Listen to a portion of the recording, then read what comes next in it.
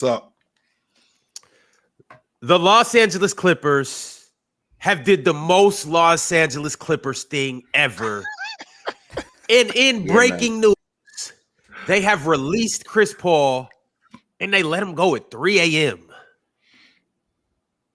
Guys, what's your thoughts on this? Gifted, Mars, Damian, Chill. We here with the panel. What the hell is going on? Okay, can you give me an overview, Ron, of what's going on? Like, all I heard was he got cut at 3 a.m. How do I get fired when I'm asleep? Like, what's going on here? NBA, man. And by the way, Ron, if I'm getting fired when I'm asleep, you know what that means? That means I was fired yesterday. You just ain't tell me yesterday. That's really what that means. I was already fired yesterday. You could have told me this yesterday. Now, the question that I have is, how did it get this bad where we had decided we're out with this guy? Because we've seen teams in the past where it's been conduct that's detrimental to the crew, and it's ultimately just send you home, and they just decide you stay away from the facility. You stay away from the facility until we can figure out a trade partner or what we're going to do with you. In this particular situation with Chris Paul, well, Ron, he's arguably their best player in the history of their organization. They know who he is. They know what they're getting from him, and they're getting an older guy. And I can tell you from experience, when you get older, you get grumpier. So the bullshit that you was putting up with from him 10 years ago is probably even more now. And the last I checked, Gifted, him and James Harden ain't the best of friends. So that doesn't help this situation. So, but it's the Clippers though. So why am I not surprised? Why am I not surprised? Chill. So according to Lou Will, and we have other sources too, I also have a statement that was released from the Clippers. I'll read that here in a second. But according to Lou Will, you know, he has close ties with players from the Clippers organization and just the Clippers organization in general. But he said that he's heard from people in the Clippers organization that Chris Paul was very critical of players, coaches, front office, the whole situation, just in totality. And then they said that the front office just eventually had enough of Chris Paul's criticisms. I mean, we know how Chris Paul is. He could be feisty. He could be, you know, sarcastic and all of that. We don't know exactly what he said, but we can kind of, you know, put two and two together. Sure. To your point, Ron, we'll put up with a lot of stuff when it's beneficial to us. So, Gifted, I'm pretty sure that this was going on with Chris Paul 10 years ago when he was playing with the Clippers. But you will tolerate this stuff with him when you got the best point guard in the league on your crew. When he's older and he's not as good, are you really listening to him cussing the coach out or telling the coach he don't know what the hell he's doing at this point?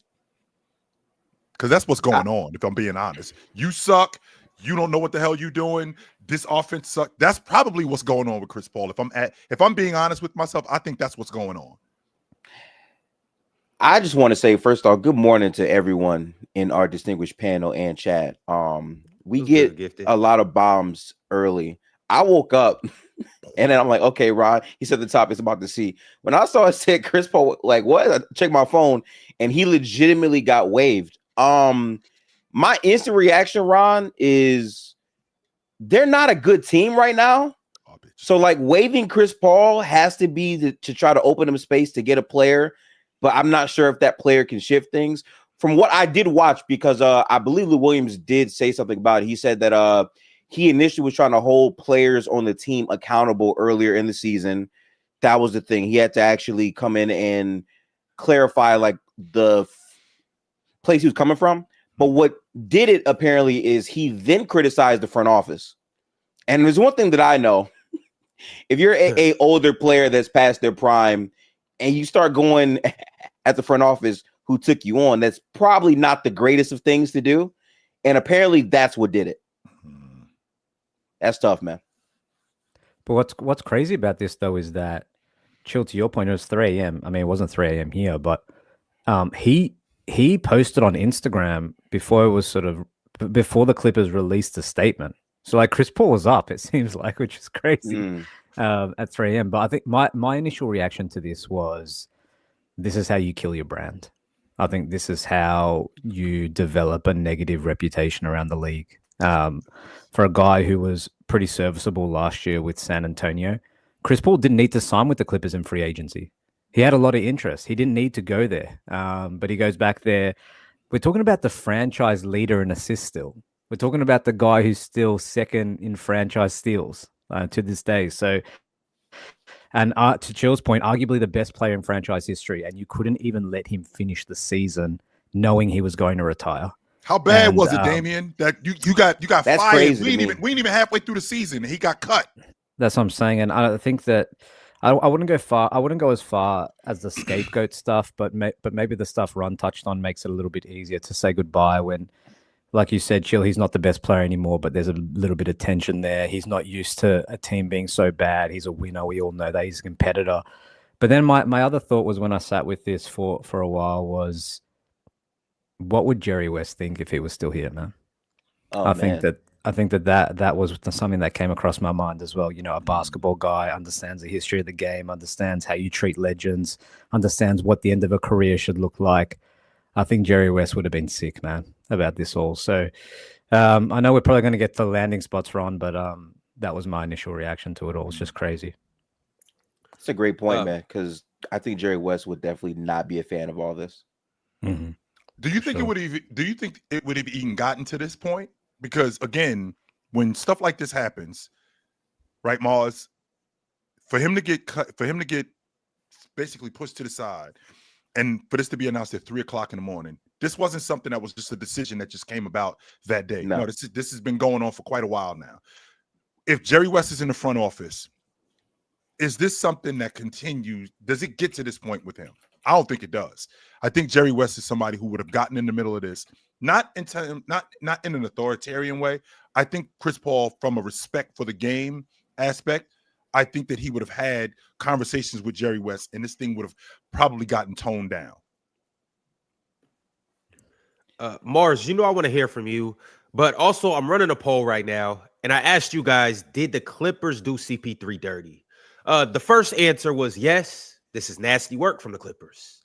The second answer was no, it's a business. The third one was, who cares? He's old and he's washed anyways. 86% of you guys said, yes, this is nasty work from the Clippers. But Mars, how do you specifically feel on this topic? Oh, no, it was a surprise. Just seeing it pop up on Twitter or X or whatever. So it was a surprise.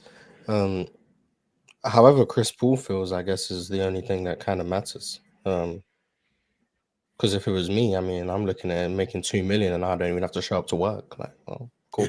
I'll take it. I'll take it. I'm 4 years old. My team sucks. Now I get to stay at home and still collect a check. Like, I'm chilling.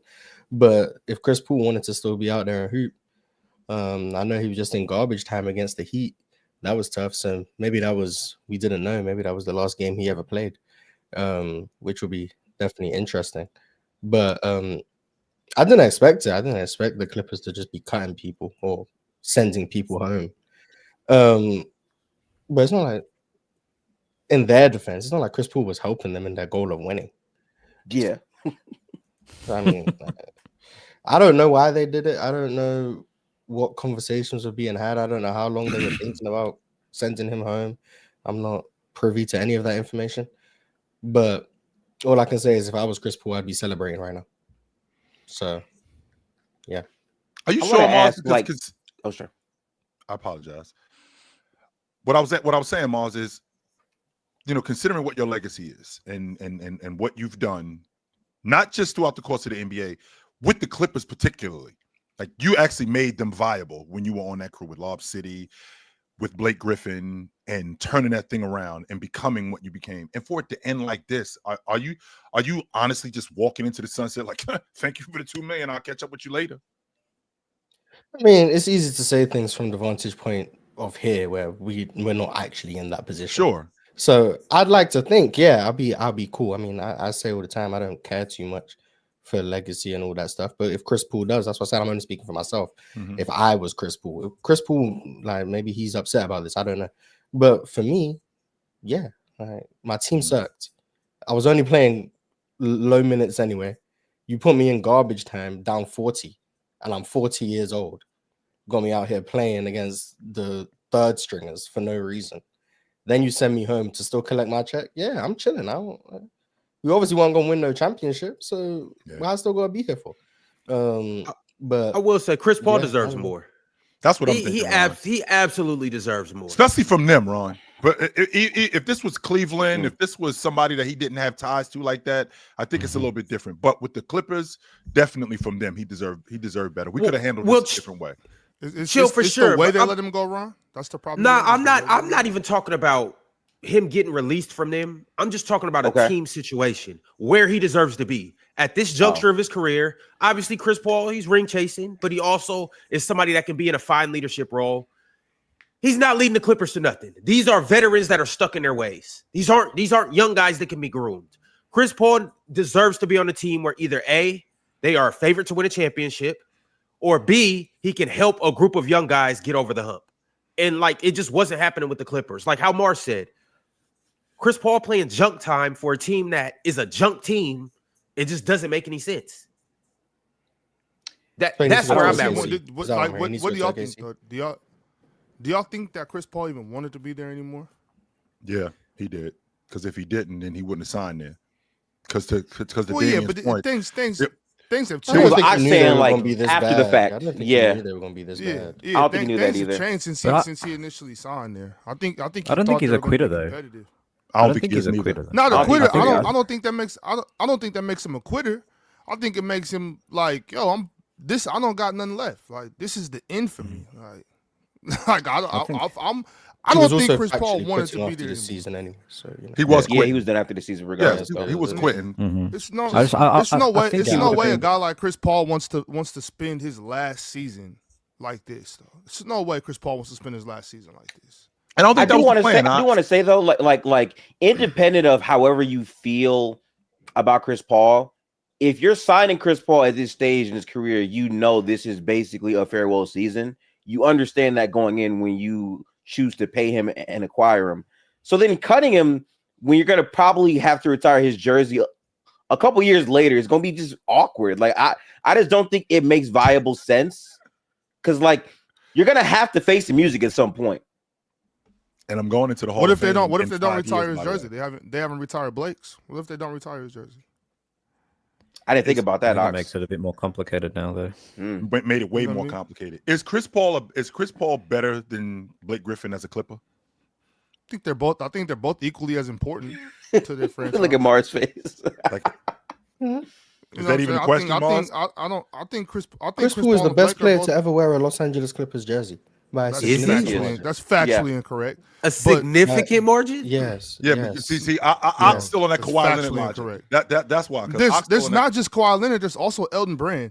Just relax. Let's relax. Wow. Please. I love Elton. Shout out to you, man. There's also like Elton Brand. There's Elton Brand exists, y'all. And then Elton Brand does exist.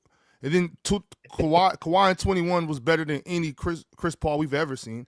But as far as a career goes, Chris Paul for sure. But like, come on, y'all. Come on, be for real. But my fault. But honestly though, if they didn't Shout out Bob McAdoo. He was only there. That wasn't a Los Angeles Clippers jersey. Yeah, that was with the Buffalo. Same franchise, but it wasn't a Los Angeles Clippers jersey. Buffalo. But no, I think they should retire Chris Paul's jersey. Absolutely. I'm not even trying to push back on that. But I'm saying they didn't retire Blake's. You know what I'm saying? So maybe their franchise was like, we've never retired a jersey before. Maybe we won't start now. You never know. But even though, I think we should also think about it like maybe Chris Paul was ready to go anyway, and maybe he's not as like maybe his feelings aren't hurt. Maybe he's like, because he can sign somewhere else, right? Yes. Yeah. You know, so that's what I'm saying. Maybe this might not be like a terrible breakup just because it got put on social media. You know what I mean? Like maybe Chris Paul was done with this team. Like the way he's criticized this team. I'm listening to Lou Will talk about it this morning, and he's calling out the front office, the players, the coaching. He's calling out everybody. Chris Paul, obviously, my thing is this: you cannot, if you're Chris Paul, spend your last season like this. Ox, this shit sound like quitting to me. You talking about to Damian's point? This shit sound. The reason why this shit sound like quitting is because for the Clippers or for Chris Paul. Yes, because this isn't even. Wait, chill. For the Clippers or for Chris Paul? I think both. I think more for Chris Paul than the Clippers. I think Chris Paul caused this. Chris Paul didn't fire himself. Okay. Chris Paul did what he was. Chris Paul did his job. Chris Paul did what he's done his whole career. He's been vocal. He's been vocal. Okay. Man, James Harden don't want to hear that shit. Now, when you could be, he probably don't. He probably doesn't. But chill. When has Chris Paul never not been like this? We've seen Chris Paul on the court in front of everybody, and he's been able to get away with it when he was better. You're not that good no more. So you can't do that like you used to be able to do. So if you're an assistant coach, you can't coach because you're not the head coach? I'm not gonna lie, bro. I don't really agree with that though, because again, you signed Chris Paul. You know more than anyone how Chris Paul gets down, and you know that this is probably his last season. So you were aware of all these things before the season. So why get mad at Chris Paul for being Chris Paul? You knew that when you signed him. Yeah, but I don't get that point. But I think that they expected this Clippers team to be really good. And I think they that's the difference. They expected Chris Paul to come in and give them good minutes and be the leadership in a positive way. But to Chill's point, I think Chill makes an excellent point where you have a guy now who's way over the hill, he's retiring. You have to question yourself as a franchise: is this guy causing all this noise, making our life easier or harder? And I think that, when a guy's not producing, if it's James Harden doing it, it's a different story because obviously he's their offensive engine and things like that. But when Chris Paul is basically giving you nothing on the floor and also causing all this drama potentially, if we believe what we will saying, I think it makes it a little easier to say, hey, I think we're just going to cut ties with each other and we could just both go our separate ways. So I think it definitely plays a part. If this was prime Chris Paul did this in his prime in the Clippers, but hey, you tolerated it. He's an all NBA guy, it's a Lob City, you're a good team and things, but now it's completely different. But I don't think Chris Paul is the type of personality that could sit there and watch them be bad and not hold people accountable, Could you imagine? That's why I'm saying, like, Cutting's 2016 Chris Paul. You wouldn't. No. That's not a question. You would get fired very fast if you. Can't. Okay, Ron. No, you can't. Knock it off. That's not happening. But Damien, I do want to push back just a little bit on something you said earlier before I got up here. I just don't think anybody, like, when it's time to make a decision to whether or not you're coming to the Clippers or not, I just don't think you think about, oh well, don't forget they did waive Chris Paul. I just don't know. I don't know how much of a black eye this is on the franchise, especially if it's like a situation where Chris Paul really didn't want to be there anymore after the way things have been going. And maybe, so I don't know all the CBA rules. I don't know all the rules as far as free agency goes and the trade deadline. But if they're just trying to clear up a little roster spot to make themselves a little more competitive going forward, I think that's a business move that the Clippers desperately needed to make. Mm-hmm. No, I think it's just hard when you're a Clippers team that for so many years was living in the shadow of the Lakers. You shared the same stadium for a long time, and you're trying to make your own brand and try and get good guys like Jerry West in to help make good decisions. And then you have all these playoff shortcomings, and after that, there's rumblings of the stuff with Kawhi and circumventing the salary cap and all these things, and then you're treating a franchise legend as such. I think generally it's going to be a bad reception from the basketball community. So I don't think it does them any favors. And also, if they can treat, in some people's eyes, if they can treat Chris Paul like this, why would I sign there as a free agent? Are they going to value me the way they're supposed to value me if they can treat a franchise legend like this? I don't think that's necessarily true, but I think that's the way some players may think about the situation when they see it from the outside. That's the only thing. Mars, you're a guy who doesn't like to deal in projection. You like to deal in fact. And what do we know? So what do we know for a fact about who Chris Paul is today? Not who Chris Paul was in 2018, not who Chris Paul was in 2013. What do we know about who Chris Paul is today? He's old. Yep. He's old. What he used to be able to do, he can't do it nearly as effective as he used to be able to. He can be very rigid. That is also a fact. He still thinks, by watching him play, he still thinks that he can play. Maybe not at the level that he used to, but on a level of on some level contributing. He still thinks that. Now, if he still thinks that he can contribute on some level, is it not ridiculous to think maybe Chris Paul is looking at this group and saying, I should be the one, because I'm the vet, I should be the one who I've been here the longest, not been here the longest. Let me rephrase that. I'm the one who has the most experience. Nobody's been in the league on this crew longer than me. So I'm the one who should be the voice. When in reality, it should be somebody else. Is that projection, or am I projecting off of facts? Projecting off of facts is still projection. Sure. It's just maybe a well-informed projection, maybe.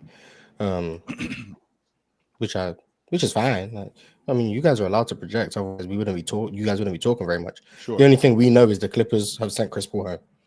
Yep. Mm-hmm. If we weren't projecting, they would have been, oh, Chris Paul been sent home by the Clippers. How do you guys feel about that? Oh, damn, Chris Paul. Next topic. Like, that's all it would be. Like, you guys have to project. Like, I'm not knocking you guys for projecting. I don't have much to say. I'm not in the business of projecting things may have happened behind the scenes when I have no evidence to say it. I don't know what Chris Paul was saying in team meetings. I don't know if Chris Paul was demanding things of teammates and they weren't receiving it kindly. And then it comes out on a podcast 5 years from now that actually Chris Paul did nothing. And it's like, oh, well, look, the panel 5 years ago was saying Chris Paul was doing all of these things. And it's like, well, yeah, well, we didn't know. So I'm just not in the business of which is fair, but defamation, I guess is the word. And I don't think that we're trying to defame him, because a lot of this is speculation, because none of us were in the room when whatever was going on was going on. With that being said, Chris Paul can be rigid. In the process of Chris Paul being rigid, he can be to guys like James Harden, Kawhi Leonard, and these guys who, you know, I'm $55-60 million on the books. I'm an all-pro. I'm an all-star. Mm-hmm. Who the hell you think you're talking to? Talk to this dude. Talk to that dude. And that might be the problem with the Clippers right now, that you can't tell any of those guys anything. And Chris Paul recognizing that, you know what, maybe I'm getting too old for this shit. Maybe this ain't for me no more. You know, chill, real quick. Yes, Before sir. Real Talk gets in here and tries to blame this on Kawhi Leonard, let me just go ahead and say something. Oh wow! Because you know this. You know Good morning, You blame Giannis for Drew getting traded. Why can't he blame Kawhi for You did do that. You did do that. You did do that. And I was right. Remember I told y'all he was gonna pay for that, and he's paying for it. And he's paying for it. But look, before Real Talk blames us on Kawhi some way, somehow, let me say this. Let's keep it real. Let's just tell the truth. That nigga sucks at this point in his career, and that's what you do with terrible basketball players. You cut them, okay? Now they need to not stop there. They need to cut Chris Paul. They need to cut Kobe Saunders. They need to cut Kobe Brown. Get all them weak niggas out the way so that Kawhi Leonard can play some basketball. Sign somebody that could play some basketball in the trade deadline. Oh, like Kawhi said, we need more talent. Exactly. Oh, Kawhi did get him fired. Exactly. Kawhi got Chris Paul fired when he came out and said we need more talent. Do you guys? But Mars, you know how much better Drew Holiday was when Giannis sold him. Way better than Chris Paul is right now. Way better than Chris Paul. Yeah. Okay, so hey, you're supposed to get, man. Come on, you know, back in the day, long time ago, before all this civilization was the way it is now, before people got so soft, the super old grannies and grandpas and stuff like that. I'm talking about in the days of when people were still moving, you know, hunting and gathering and whatnot, right? Oh, honey, I'm talking about thousands of years ago, right? Back when Chill was a child and stuff. No, I'm talking about thousands of years ago. Wow, when you got too old to contribute to the tribe, you took a walk. Would you just got some fresh air? You can call it that. You took a walk when you couldn't. You didn't come back from that walk. When you couldn't contribute to the tribe no more. You did not come back from that walk. Oh, you went to a different tribe? That was a one-way walk. That's what I was. You can't help the last walk of your life. If you believe in different tribes after a certain date, then yeah, sure, maybe. Yeah. I guess the better question to ask is like, is this the best thing for the Clippers? Like, is cutting Chris Paul outside of PR, all this stuff, is that open roster spot the difference in their season? It's probably the better question. No, it doesn't not that much money. They cut Chris Paul because Chris Paul was over there trying to hold people accountable. Chris Paul was over there trying to get people to play the games. Chris Paul was trying to improve the Clippers by any means necessary, be it film study, be it practice, be it on the bench, as a quasi assistant coach, but there are players over there that lack accountability. There are players over there that don't like trying to get better at this stage of their career. They're just very comfortable going out there, getting their 25 to 30, the 3 games in a row, and then sitting out the next 3 games. Harden. Right? No. They're sitting out the next 3 games, right? So, shout out to Chris Paul. It's unfortunate that the Clippers have treated their best player in franchise history like this. However, he didn't need to end his career like this anyway, bro. You know what I'm saying? Agreed. Real talk, he's not going to end his career like this. And before we get to potential trades or landing spots, because I don't even want to say trades. We can't project any trades. We don't know how that'll work. But if he's released, I would like to get into a landing spots that you guys think he should go. But before we do that, I do want to read this statement from the Clippers. And I also want to just show you guys this, just so you guys can put into your imagination how people were feeling about Chris Paul when he arrived in Los Angeles. This was just a few months ago, y'all. It was.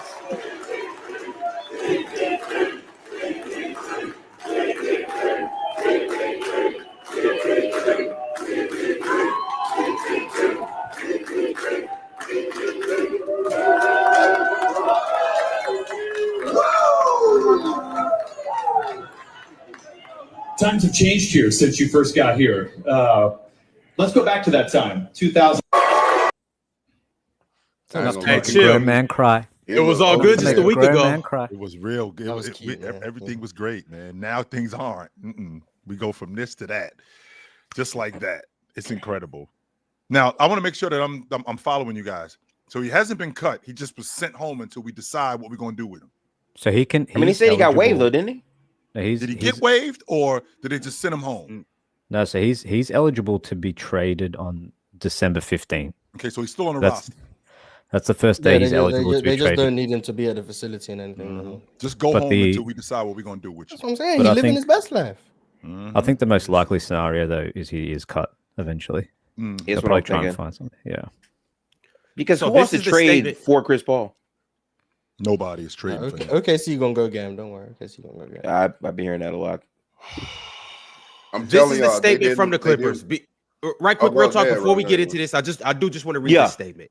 So the Clippers said, "We are parting ways with Chris, and he will no longer be with the team. We will work with him on the next step of his career. Chris is a legendary Clipper who has had a historic career.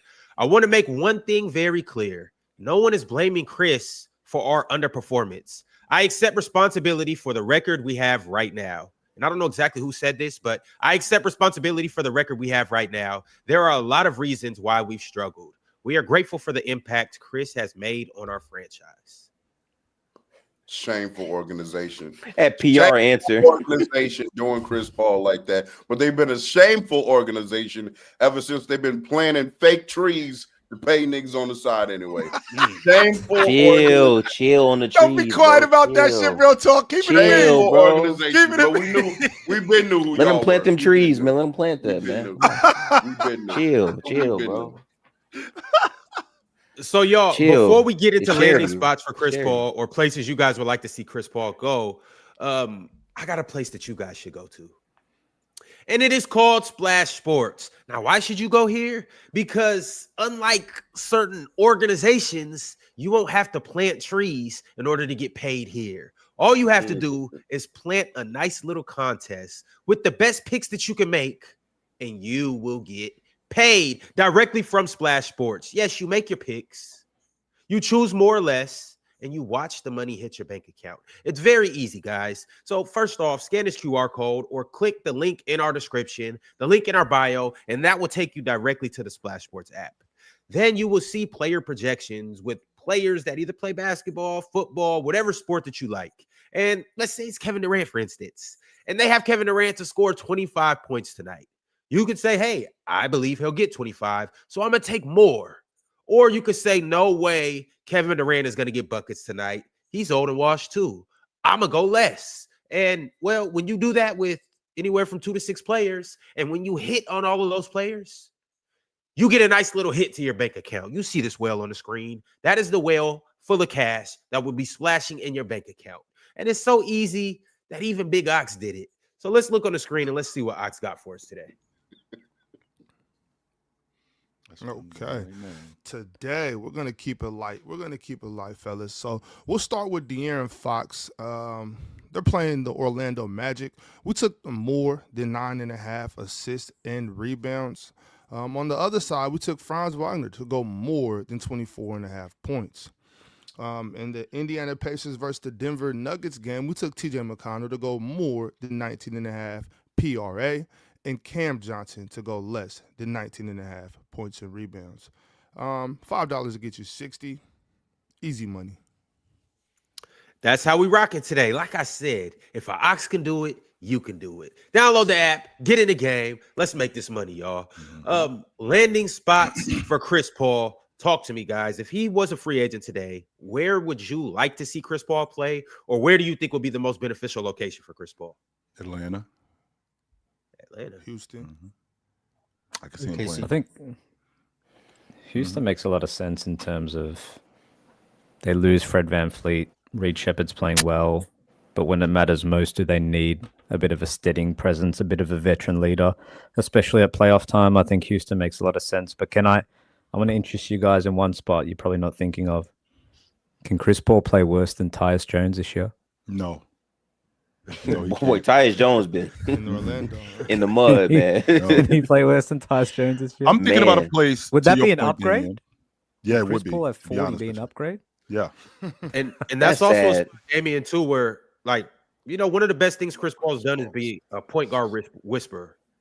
Mm-hmm. He can go and help Anthony Black. He can go help Jalen Suggs. He can even go help Paulo and Franz too, with, you know, some of their initiating abilities and stuff like that. I think he can go these shots, yeah, and just help them a lot. I don't know on the court. I don't know how much he can contribute, but in terms of teaching and helping like those young guys, I do think that's a good location for him. Right. He can help Paulo so much.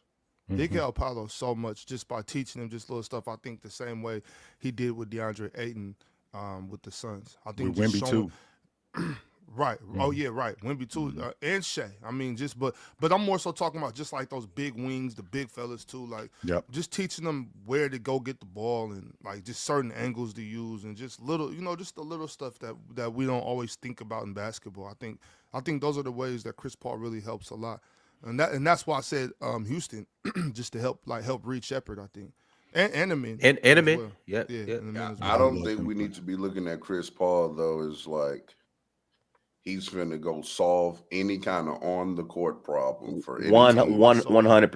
100%. Yeah, if he's on your court for your team in a playoff setting in it's probably not good. 2026, that's a problem. He's anything but Udonis Haslem at this point. You kind of he needs to be coaching off the bench basically. So I mean, there's a few teams he can do that for. You know, I agree with the Rockets as long as he's not playing. I agree with Orlando again as long as he's not playing. Tyus Jones is better than Chris Paul right now. As bad as Tyus Jones is, no, he is not. Real talk. He's better than. I do think we're kind of underselling how bad Chris Paul. Yeah, y'all understand, brother. That brother's washed. It's done. It's over. For sure. But at the same time, Ty's been really bad too, though. I know, but Chris Paul, it's bad. It's bad. I'm telling you. Well, the thing that I don't want to. It's bad for Tyus too. Yes, it's even worse bad for him. Tyus as well. He's though. younger and completely and utterly ineffective. And I'm not even about on to do the worst stat head comparison of all time. Oh, that's a nasty stat head, Mark. Don't do that. Please save my eyes. I'm not even on Tyus Jones not being able to be a bucket getter, but you have to be a positive, especially at his age. Like Tyus Jones isn't old. Like he's still one of the. How old is he? If I'm not mistaken, is he 30 yet? 28, 29. Yeah, so he ain't even 30 yet. So he's still in the prime of his career. You have to be a positive prime. Chris Prime Paul, Tyus Jones. Chris Paul might not be able to get downhill or get by anybody consistently. Now, he might not be able to do that, but he can be a positive for plays. I don't know what Tyus Jones does.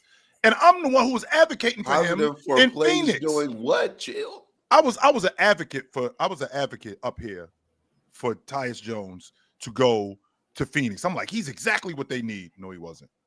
He clearly was not exactly what they needed. I think we still look at, I think there's people who still look at Chris Paul and they hear the name Chris Paul and immediately they think him going to this team, he's going to help them. Chris Paul is not, if you have Chris Paul in your rotation, heavy in your rotation, that's a problem. You are not going to be able to do much if you have him. Now, if you got him playing behind one or two other guys, and like in Atlanta, when he's playing behind both Dyson Daniels and Trae Young, that definitely helps. I think Dyson Daniels at the lead guard spot to understand how to play the lead guard spot more. Same thing in Houston. It helps Amen Thompson to play the lead guard spot. If he's got to play 50, if he's got to play substantial minutes, especially at this age, 15, 20 minutes a game, no, that's not helping you at all. I think I have a better team that I have heard people say that I think he'll actually fit on perfectly. I think he should go back to the Spurs. They respected him. They just drafted Harper. I feel like his voice for such a young team that's actually good could be very beneficial, especially when it comes down to if they make it to the playoffs, just having that presence there to help keep the guys focused.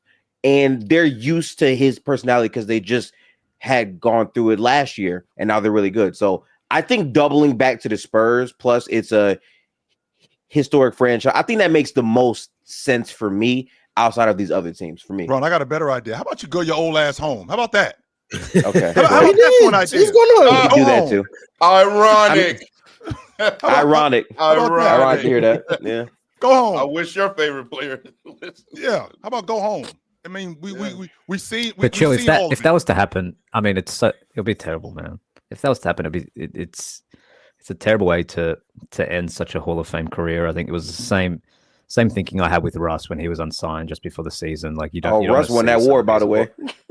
Yeah, you don't want to see some of these all timers go out sad, but this is where we are, though, Damien. Yeah, I know. So where we're living in now. Russ, 37 years old. I mean, this is where we are with these guys. We're coming up to the end, and there's a reason why teams aren't as interested as they used to be because you're old. Mm-hmm. And what you used to have, we don't think you have it anymore. Another part of this Chris Paul story, though, that we're not talking about. From what I've heard, and Damien, I'm no reporter. I don't have any kind of insider information. But from what you hear from, former teammates who's played with them, what you've heard about some former NBA players who were in the league with him at the time, Chris Paul isn't like well liked. By the way, the league, it's not like. What I've heard from speaking to people that have played with him and coached him is he can be a very difficult personality, and I think that some of the stuff Chill touched on, if he's not one of your best players, it can get tough. And I think that he historically has done a lot better with younger guys who respect him and who respect what he's achieved in the league. I know he had a really good relationship with Dennis Schroeder. He had a really good relationship with Shea when he was in OKC, and he helped them a lot. But I think as he's gotten older, some of the more veteran guys, some of the guys that are producing more than him on the floor, but then he has friction with them in the locker room. For most of the people that I've spoken to about Chris Paul, dealing with Chris Paul, it can be the experience is very individualized because it can be a very, very tough personality. And the problem is, as you get slower, as you get older, as you get less productive, your personality stays, but your production decreases. So then that's where it gets really difficult. And I think that's what's happened here. I think that's why the Spurs make so much sense to me. You know what that shit sound like, Ron? That shit sound like when I get older and I can't move as fast as I used to, I get grumpier, which means I get louder and I start complaining more about things. That's possible too. But it sounds like that big Ox favorite player over there. It's funny how Ox always be calling people soft. Sound like your favorite player don't like accountability, and he's pretty soft over there in LA. And that's the reason why that could be that very well could be true. I don't know, but it sound like from Ty Lue, it sound like everybody. I'm gonna find a way. It sound like everybody was tired of him. Like the players was getting sick of it. But what the straw that broke the camel's back, according to the front office, was the front office. When he started coming at the front office, they were like, "All right, bro, you could talk that shit to James Harden and Kawhi, but you're not." You ain't finna talk it to me when I signed you. Yeah, nah. So that's what it is. But I also want to point this out though, y'all. Kobe Bryant made people have an unrealistic expectation of their final season. You know what I'm saying? Everybody's not getting that tour. Y'all calling it a farewell year. That's not for everybody. You know what I'm saying? Like everybody's not loved by every team's fan base. You know what I'm saying? Kobe Bryant got a standing ovation at Arco Arena. You know what I'm saying? You could pull that off, you're getting love. Like Chris Paul is, and that's no knock to Chris Paul, because I think, to Damian's point, Chris Paul had a Hall of Fame career. I think he's a first ballot Hall of Famer, rightfully so. But everybody's not getting that. Paul Pierce had to learn the hard way. You know what I mean? You was Kobe? You thought you was Kobe something? Yeah. And that was just first of all, that was just corny about Draymond Green anyway, to come from Paul I rock Pierce. with that. I ain't gonna lie. That was fine. But either way though, like that's for everybody though. Like everybody. You know what I'm saying? A lot of people need to understand, you're not getting a farewell year. You're not. You know what I'm saying? Chris Paul is not at anywhere near Kobe Bryant level of loved around the world, and it's just not going to happen. People aren't flying in from all over the country to come see Chris Paul after he announced that he was retiring. You know what I'm saying? I mean, can we tier like the stars that should get farewells then, if we're doing that? Because I feel like Chris Paul is considerably better than Paul Pierce overall for like his whole career. I think that's fair to say. Like, who else would not be able to get one if he can't get one? You should be anyone but Bron and Steph. Bron and Steph gonna get one. Yeah, does Harden get one? They're gonna get one. No. Everyone but Bron and Steph would be iffy. KD is the only. KD, yeah, KD. Oh, KD. I think KD would get one too. KD gets one. Yeah, okay, sure. I'm not arguing that. Those three, and then that's it. Obviously, you got the young, like the Giannis and Jokic of the world. We'll see what happens with them down the line. But like Kawhi's not seeing a farewell tour. James Harden's not seeing one. No disrespect. Westbrook's not getting one. Russ not getting one either. It's gonna be Bron, Steph, DeRozan, Damian. Should they? I think the more important question is, should they? Should Chris Paul get a farewell tour? Should James Harden get one? Should Russell? I think that's a more important question. I think they should. I mean, maybe I'm sentimental. Maybe it's the players I grew up watching as well. Why are they entitled to a farewell? Yeah, I don't think a farewell tour is a should. I mean, if you're a first ballot Hall of Famer, surefire. If you're a former David MVP, Robinson didn't get a farewell tour, and he had announced before the season started that he wasn't playing again after this season. He had announced that, and he didn't get a farewell tour, and he was in San Antonio his entire career. But you know what also goes into a farewell tour? His last game, could Chris Paul do that? Drop 16 his last game? No, he could not. Drop 6. Do you guys also know what goes into this? Like, in order for you to have a farewell tour, I think, in it to be like a viable farewell tour, you actually have to be able to start and play. That's fair. Kobe Bryant played every single game. I'm assuming LeBron, Steph, and KD during their farewell tour. Even if, but that's Kobe what I'm saying. Even if he was on a bum Lakers team that had nothing else to do other than give Kobe this farewell tour. Like, but that's what I'm saying. Like, you at least have to be out there. Like, I'm not gonna come and buy tickets to your farewell tour just to see you on the end of the bench waving at everybody. No. Well, that's true. Like, you gotta at least be out there playing. That's a fair point. I think that's a really good point you bring up, because to be fair, Chris Paul's been awful. And it's like, if you go play like this, am I really trying to buy a ticket to see you put up 2 points, 1 assist in 8 minutes? Like, I don't know. Like, I hear you on a scale from 1 to 10. Gifted, would you fly from another country to no, watch Chris no, Paul's the answer is no. No, I would not. People were doing that all season for Kobe Bryant. This is 2 different levels of farewell. You know what I'm saying? Like, I just like the bar shouldn't be Kobe, because Kobe's so like all-time great. It's like, are we really gonna say you have to? Yeah, Kobe. I mean, with no Mars, the NBA kind of tried to force it with Dirk and D Wade. Oh, like with Dirk and D Wade. Okay. The NBA kind of tried to force it with them. That's not really a.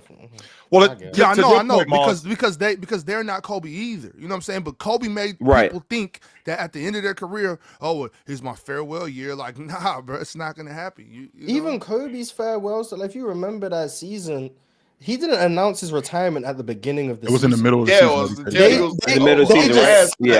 Yeah, he did Chris Paul. Remember when Chris Paul, like 2 weeks ago, where it came out? Oh yeah, Chris Paul. That was hilarious. His last year. Kobe did that. It was like maybe like November or something. The Lakers were that bad. He was like, yeah, this is my last year. And then everything just went into what it was. But Kobe didn't come into the season on this is my retirement year. Like, but Mars, when he did retirement, the world went into when he did announce it. I mean, the world went into a frenzy. Facts, and everyone that's a fact. Everyone gave him all the love, and right, and then obviously where it turned. I think it's a good point, Ox. Maybe it is reserved from for the very. And then a couple years later, it turned into hate. Because I can hear that too. Because to Mars' point, we've had you guys. I can say some of you guys up here haven't. Like I saw Doc's farewell tour. Like they had rocking chairs in the arena for him. Wow! They had rocking chairs. They had rocking chairs in the arena. I feel disrespectful. They did. They did the same thing, and same thing with Jabbar. They did the same thing with Jabbar. They had rocking chairs, and they gave him a piece of the parquet floor. Somebody bought him a boat, stuff like that. With Jordan, when Jordan had announced that he was retiring, it wasn't really a farewell tour. Which he retired. Got to be the Wizards one. I'm talking about the Wizards one. With the Bulls, we knew like he wasn't coming back, but there always was the idea that he could still play. So there was never really, this is it for Jordan, and we're never going to see him again. Now, as far as these guys today, I'm thinking about, like you said, James, Curry. There aren't many other guys that I'm saying, okay, I'm interested in seeing what it looks like for him when he wraps it up. There aren't many guys that I can say that about. Because there are many guys that I can You have to be a potential top 10 player ever. And if you're questioning that about like Dr. J and whatever time period that was, Dr. J was probably he was for sure top 10 at the time. Yeah, at the time. Top 5 at the time. And I think it just comes with a level of prestige and influence, right? It's not that like you necessarily plan a farewell tour, just like Mars referenced Kobe. Like Kobe didn't even start the season saying like, "Oh yeah, this is my last year." But as soon as Kobe did, because he's Kobe Bryant, shit just started moving. It just started happening because he's that level of icon to the sport. Like all the players Chill just mentioned, Dr. J is an icon of the NBA, right? I think these are some of these players like Chris Paul and James Harden and Kawhi Leonard and etc. They're legends, right? They're legendary players. These are iconic figures, and I do think that there's a difference in there. There's a difference between James Harden and Steph Curry, Kevin Durant. Like these are icons of the sport. So, yeah, I think it should be reserved for them. All right, to everybody in the chat, make sure you like the video. Make sure you send through some super chats because we're going to get to those next. Make sure you become a subscriber. If you're on Twitter, salute to you. Retweet the video. If you're on Facebook, salute to you too. Like the video, reshare it. I'm running a poll right now, and I'm asking you guys in the chat, where should Chris Paul play next? The Guangdong Tigers, the Shanghai Sharks, the Los Angeles Lakers, or should, like Chill said, he put the Lakers in there next to Chris. Should he just play with his kids at home? You guys let me know. But no, I actually put some NBA teams, though. I put the OKC Thunder, Orlando Magic, Los Angeles Lakers, and the Houston Rockets. You guys let us know. Also, in case you don't know, now you know, this Friday, we have the PCL Finals. Yes, this will be at 6 p.m. Eastern Time, 3 p.m. Pacific. We have some people by the likes of Rez, who is actually the favorite to win. And then we have MTEL, who is the second favorite to win. And then we have Swiper and Real Talk, who have the same exact odds to come in last place. Now, you guys pull up because this will be King of the Court style. These guys will be given a topic on the fly, and they have to debate that topic. They have a minute to debate it, each person. And you guys, the chat, will contribute in voting on who wins each and every round. Now, here's the thing. The winner will get $1,500. The loser will get the second place will get $500. Third place, $250. You could, pay your car note. Last place leaves with nothing. So we will see who will officially be the new king of Players' Choice and the PCL. And as if that's not enough, we'll be doing a live show in Portland at the Motor Center, live on the floor later this season. Who knows? We might catch a Kings game. We might catch a Pelicans game. We might catch a Clippers game just to see who's still around at that moment in time.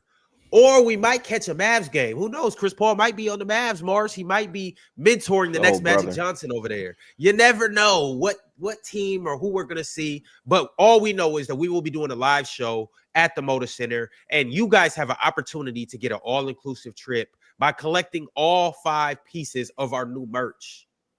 So do that. Hit us up on Instagram, hit us up on TikTok, hit us up on whatever platform, and let us know that you use code PCS25 to get discounted merch for all 5 of these pieces. And now you are entered into the raffle to potentially get to that free show, or potentially just get to the show. All right, y'all. We have super chats. So let's see what the people had to say about Chris Paul. First and foremost, I have one from DSG Piccolo.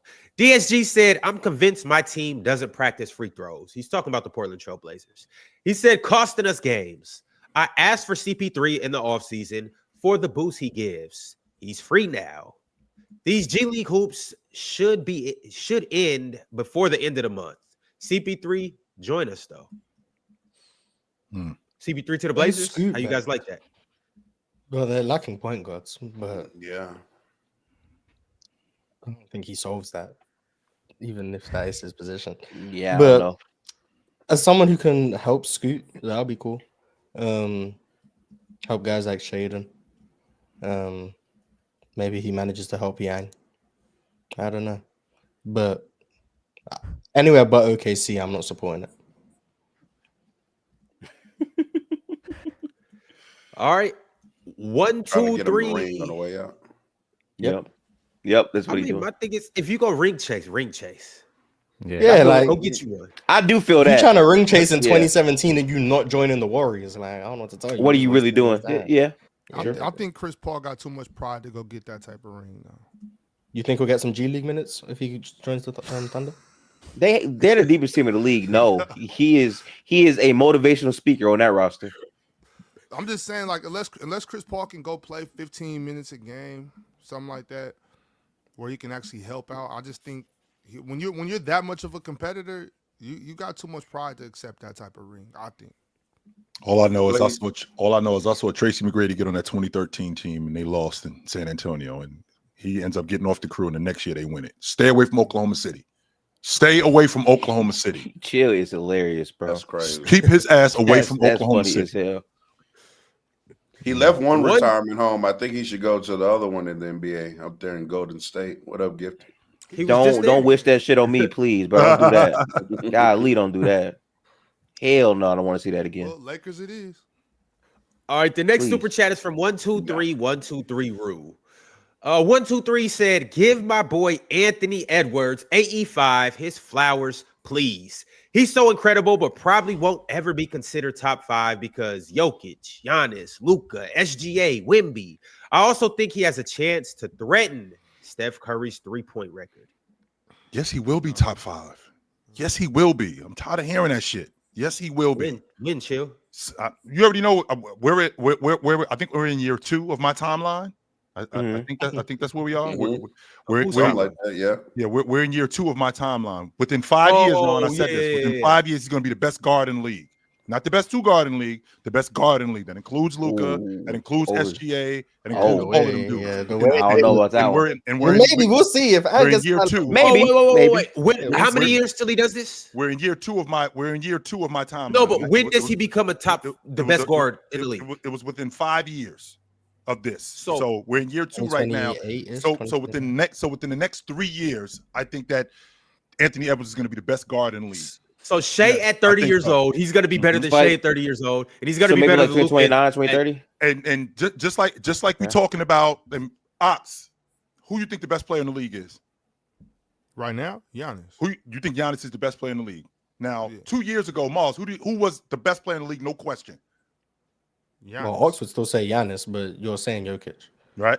Jokic, and there was a dude running around in the league that was averaging 34, 9, and 9 too, right? Were we not having a conversation about him? Oh yeah, him. Yeah, we was doing that. So within the next 3 years, I think with Anthony Edwards, with the improvement that he's had with his jump shot, not only with his jump shot, with his ability to scan the floor, playing better defense, continuing to get this Minnesota team to where he needs to get them to be, I think within the next 3 years, he's going to be the best guard in the league.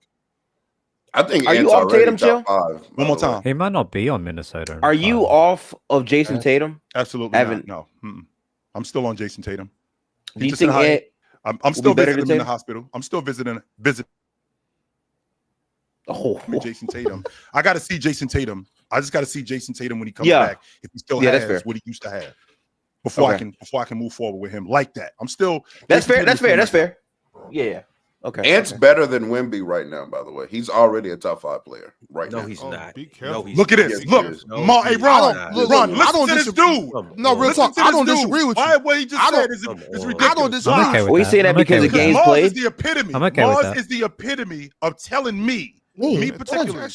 Mars is the epitome of telling me about players what they are in theory, about what they should be, only accept what they actually are. Mars is the epitome of telling me that. So what is Wemby in theory? We don't gotta talk theory. That theory shit is out the window. Did y'all not see what I just seen this season? Okay. And with that being said, first 2 games he looked like he was going to be the best player in the league. And since then, real talk, the Wemby and stuff, like, it's not hard to rationalize. It's just like real talk's just not as high on Wemby's offense as some other people. I am neither. Like, it's not hard to comprehend it's that. What that means. I don't even think it's wrong. I think you can make the case though. Like, but he's high as an astronaut on his defense. Everybody has to. I think real talk would say he's the best defender in the league. Correct. And then I'm giving you 26 points on the other end. But that doesn't. And I'm unstoppable. That and you're flawed on offense. You're not unstoppable. Yeah. Ant's not flawed at all. Ant's just walking around like Jesus Christ. Flawed. Number one, I would like to see Wemby in a playoff setting. That's number one. How about that? Let's start. Number two. Yes. I do think that Wemby has some clear limitations in his offensive game. He's still not as strong as he needs to be yet. He still gets bothered by those bigger wings that can guard him and stay in front of him and not allow him to dribble and get his game off the dribble like that. Right now, he's not even hitting like jumpers at a great rate from 3 or mid-range. I thought you was going to say what I was thinking, real talk. So I don't even. But he shot 35%. He needs to grow. He needs to grow as a passer. This isn't me saying like Wemby isn't or like not a great player. This is, to me, I'm saying this is how good Anthony Edwards is right now. Like outside, you just said you think he's better than Tatum like 2 days ago. So yes, I think Anthony Edwards right now is a top 5 bona fide talent in this league right now. Is Wemby the best player on this team? Yes. All right, bro. To leave that alone, I do think someone is very fair if they say De'Aaron is the best offensive player on the Spurs. I think that's a fair statement to make. Okay, best player, no, but best offensive player on the team. Yeah, you could say De'Aaron's the best offensive player on the Spurs. I think that's fair. The thing is, we have so much evidence of Anthony Edwards, producing in the playoffs when it matters most and things like that. We haven't seen that yet with Wemby, so I'm okay with saying that I would take like Anthony Edwards in this moment in time is better than him. I'm okay with it.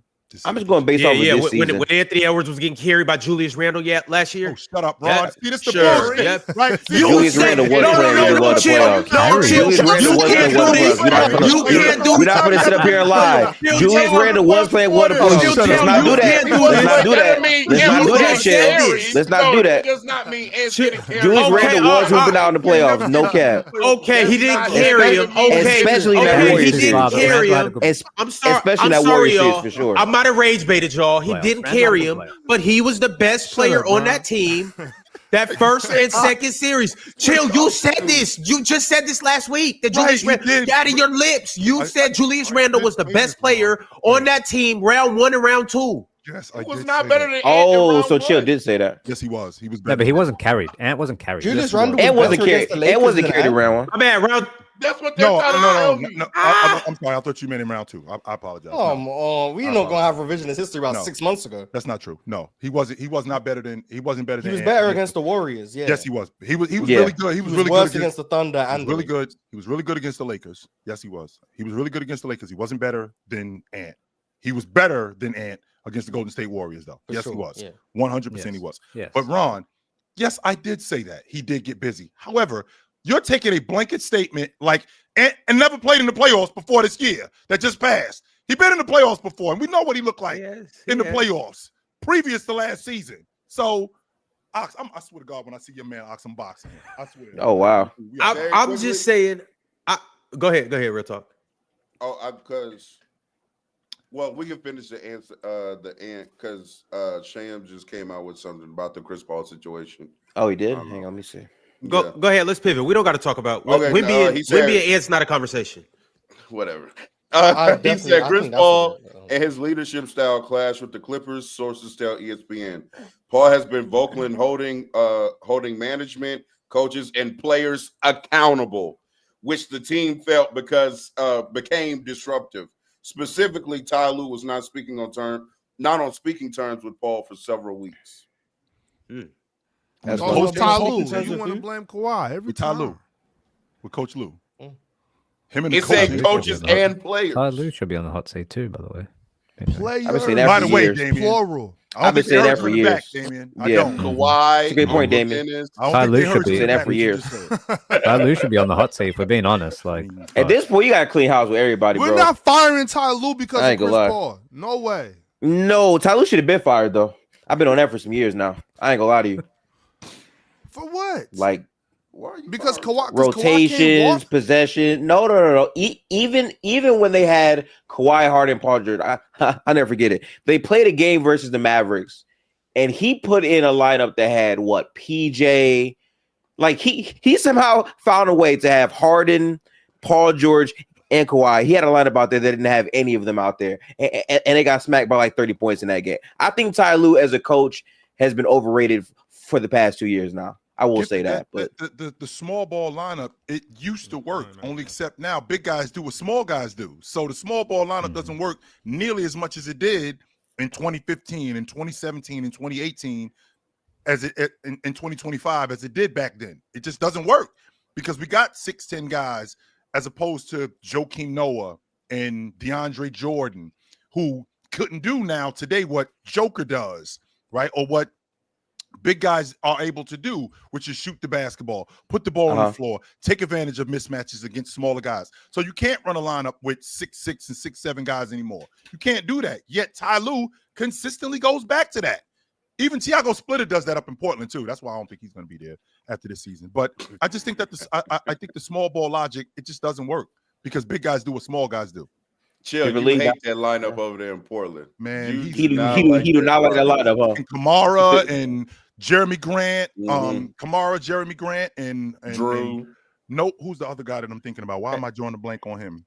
He goes Kamara. What, City Sissoko? No, his front line. He goes Kamara. Sissoko been playing too much for my liking, but oh my God, he did. The roster's depleted. I'm gonna leave it alone because some of the guys I'm seeing getting minutes for the Blazers right now. And Denny. That's who he goes. He goes Kamara, Jeremy Grant, and Denny. And meanwhile, like the Lakers will go with a big front line, or he'll run up on a team where their bigger guys are out there and they're getting destroyed on the glass. Meanwhile, I got Klingon on the bench. Meanwhile, I got big guys on the bench who can rebound. I got big guys on the bench who can protect the rim. Right. Relax. Robbie Williams. Yeah. I got Robbie Williams. Yes. I got guys on the bench who can protect the rim and rebound, but he's sticking with this lineup and playing this 5-out thing. I'm like, Coach, no, this doesn't work anymore. Chill. Maybe the team's just not that good. Or maybe. When they're decimated with injuries, why can't both be true though? They have no actual point guard on their roster right now. They don't. Denny is their point guard. And shout out to Denny, he hooping. Cool. He's frying. They're playing Caleb Love, and he's no disrespect. Outside of the Warriors game, Caleb Love he's not been good, and they're relying on him. City Sissoko has been starting for them. He didn't play too bad against Phoenix, though. Caleb Love. They lost, but he didn't play too bad against Phoenix. Caleb Love gave us a career high. I don't remember. All right, y'all. Drew Holiday and Scoot Henderson finna come back to turn this team into a top 4 seed. Don't say Scoot Henderson. All right. Do not say Scoot Henderson to me. Wow. Ryan, you're so nasty, bro. I'm not. I'm saying that this is not a good team, and you guys are telling me they don't have a solid roster up there in Portland if everybody's playing. Yes, they do. Drew Holiday is the one guy. So what you mean to tell me is Drew's going to come back and right the ship? I mean, he is going to be having Drew as your point guard and then Scoot backing him up. Having Drew as your point guard and Scoot backing him up, no matter how that does make it better, is a major improvement from what they have right now, which is Caleb Love and Denny as their point guard. Caleb Love. I agree with that. Right? Yeah. Like City Sissoko is starting for their franchise. No, I get you on that. But we'll check back in a month. Mars' tone of voice just says, "Get City off the floor." I just want to use this time to give a lot of flowers to Denny. I feel like before the season, it was a common take that Ahmed Thompson would be a better player than Denny. I feel like that was bullshit. So much salute to Denny for still hooping. I appreciate that. He's gonna make the all right, fellas. I think so. We're gonna move on to the next super chat. Definitely shout out to Denny. We're gonna move on to the next super chat from Bob Solo. Cowboy Bob said, "Chill. Last night Brunson struggled. This is what I meant about early issues. Aside from Bridges and Cat, the team underperformed. They've lost their defensive identity. Play the youth. Go New York, go." Well, it also is contributed. What also contributes to that is your best defensive player in OG Anunoby is off the floor. So, I mean, I'd like to think that has a lot to do with it. If he was a part of what you guys are doing, then you would be better defensively. On top of that, I'd like to see Mike Brown dig into that bench with those big guys a little bit. He's another one who sticks with the smaller guys, and he doesn't go with his big guys in his rotation. I think that would help you guys too. They're still adjusting New York as well. They've got a whole new offense. Mike Brown's got a different philosophy. They're going to take some time. It's been a bit of growing pains, some good spurts, some bad spurts, but they're going to be all right. I'm not gonna lie, Damian. Big shout out to Josh Hart because he's been playing way better this season. So not as a defender, he hasn't. He got his ass kicked yesterday. Well, not that. Just his biggest flaw in his game. He can actually hit shots better now, so that's cool. Yeah, it ain't nothing wrong with getting your ass kicked. But all I know, real talk, is if Josh Hart was 6'9", he'd be a max player in the league.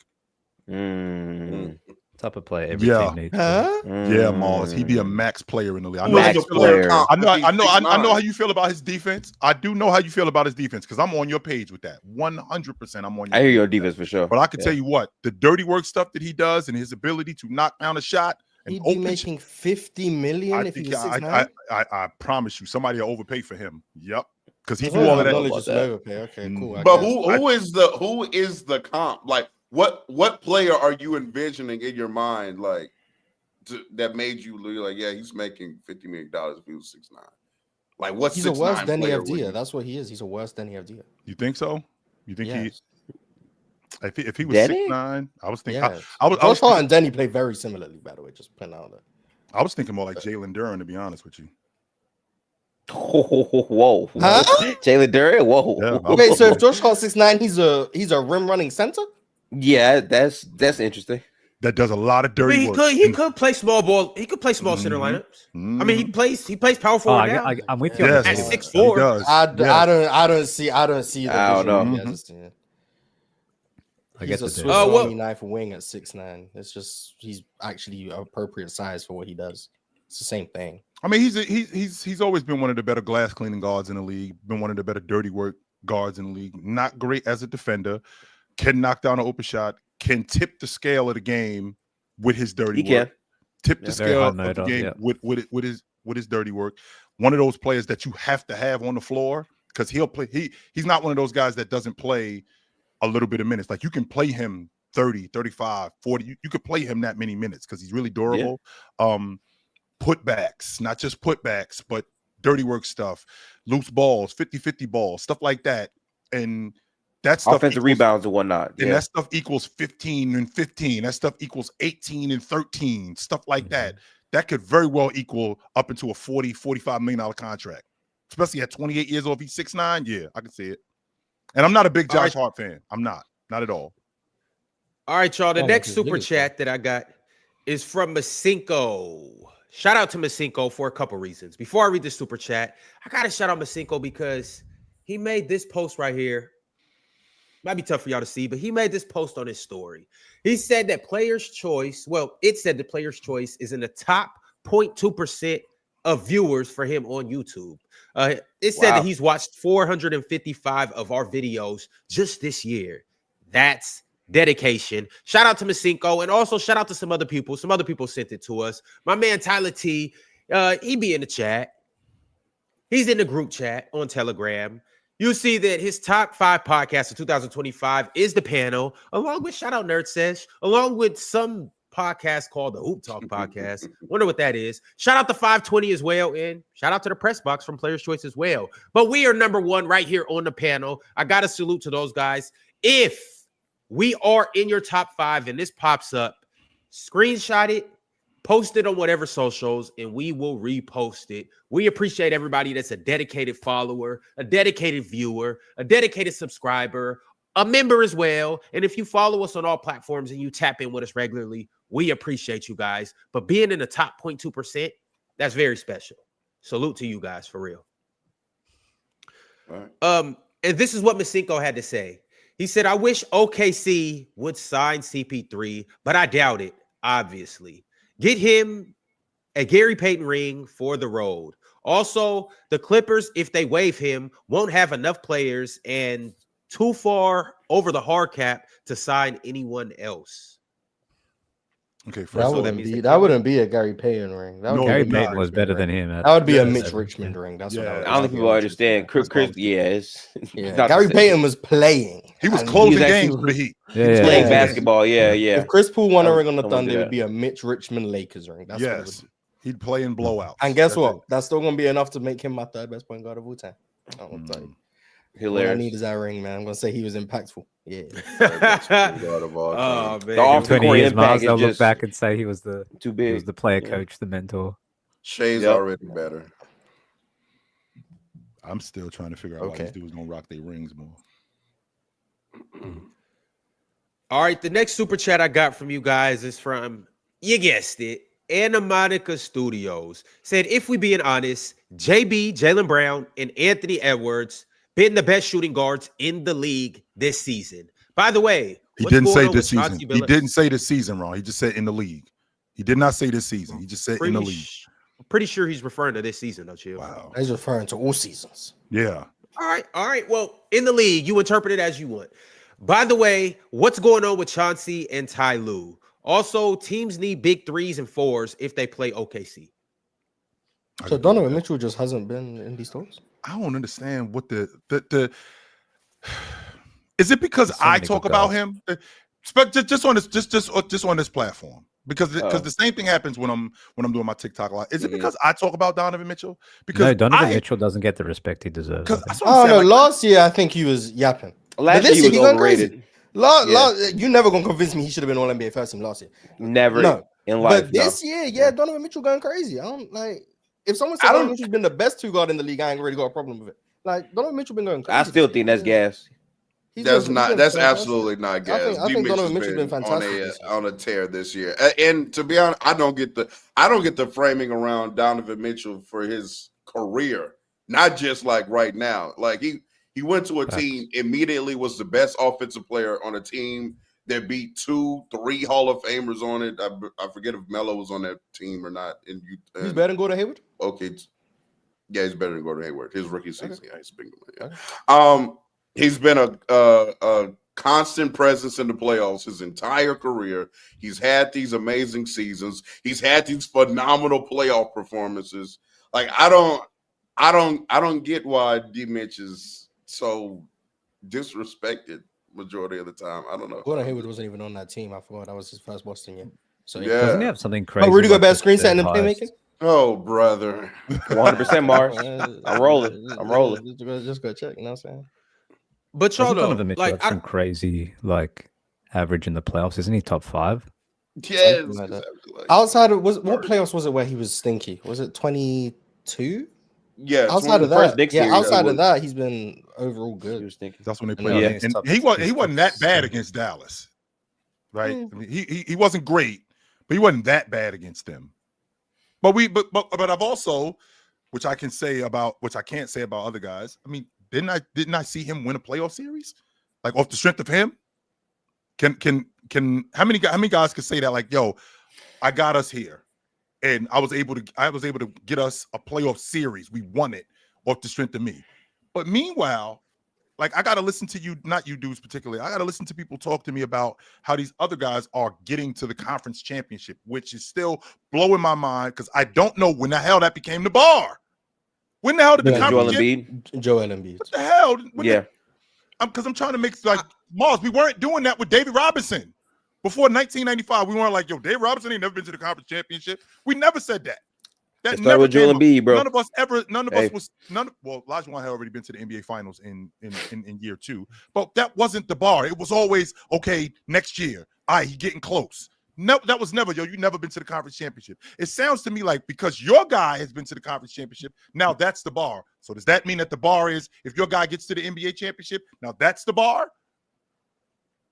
I think that chatter started with Chris Paul never getting out of the second round for ages. I think. That's fair. That's fair too.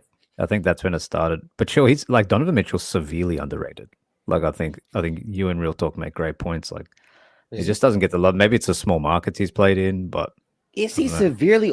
I just don't see that. I just think this year he's been amazing. I don't think so. Severely underrated. The guy just made like All-NBA first. I thought he was overrated last year, and now he's playing at the caliber they said he was playing at this year. I think that's what's happening.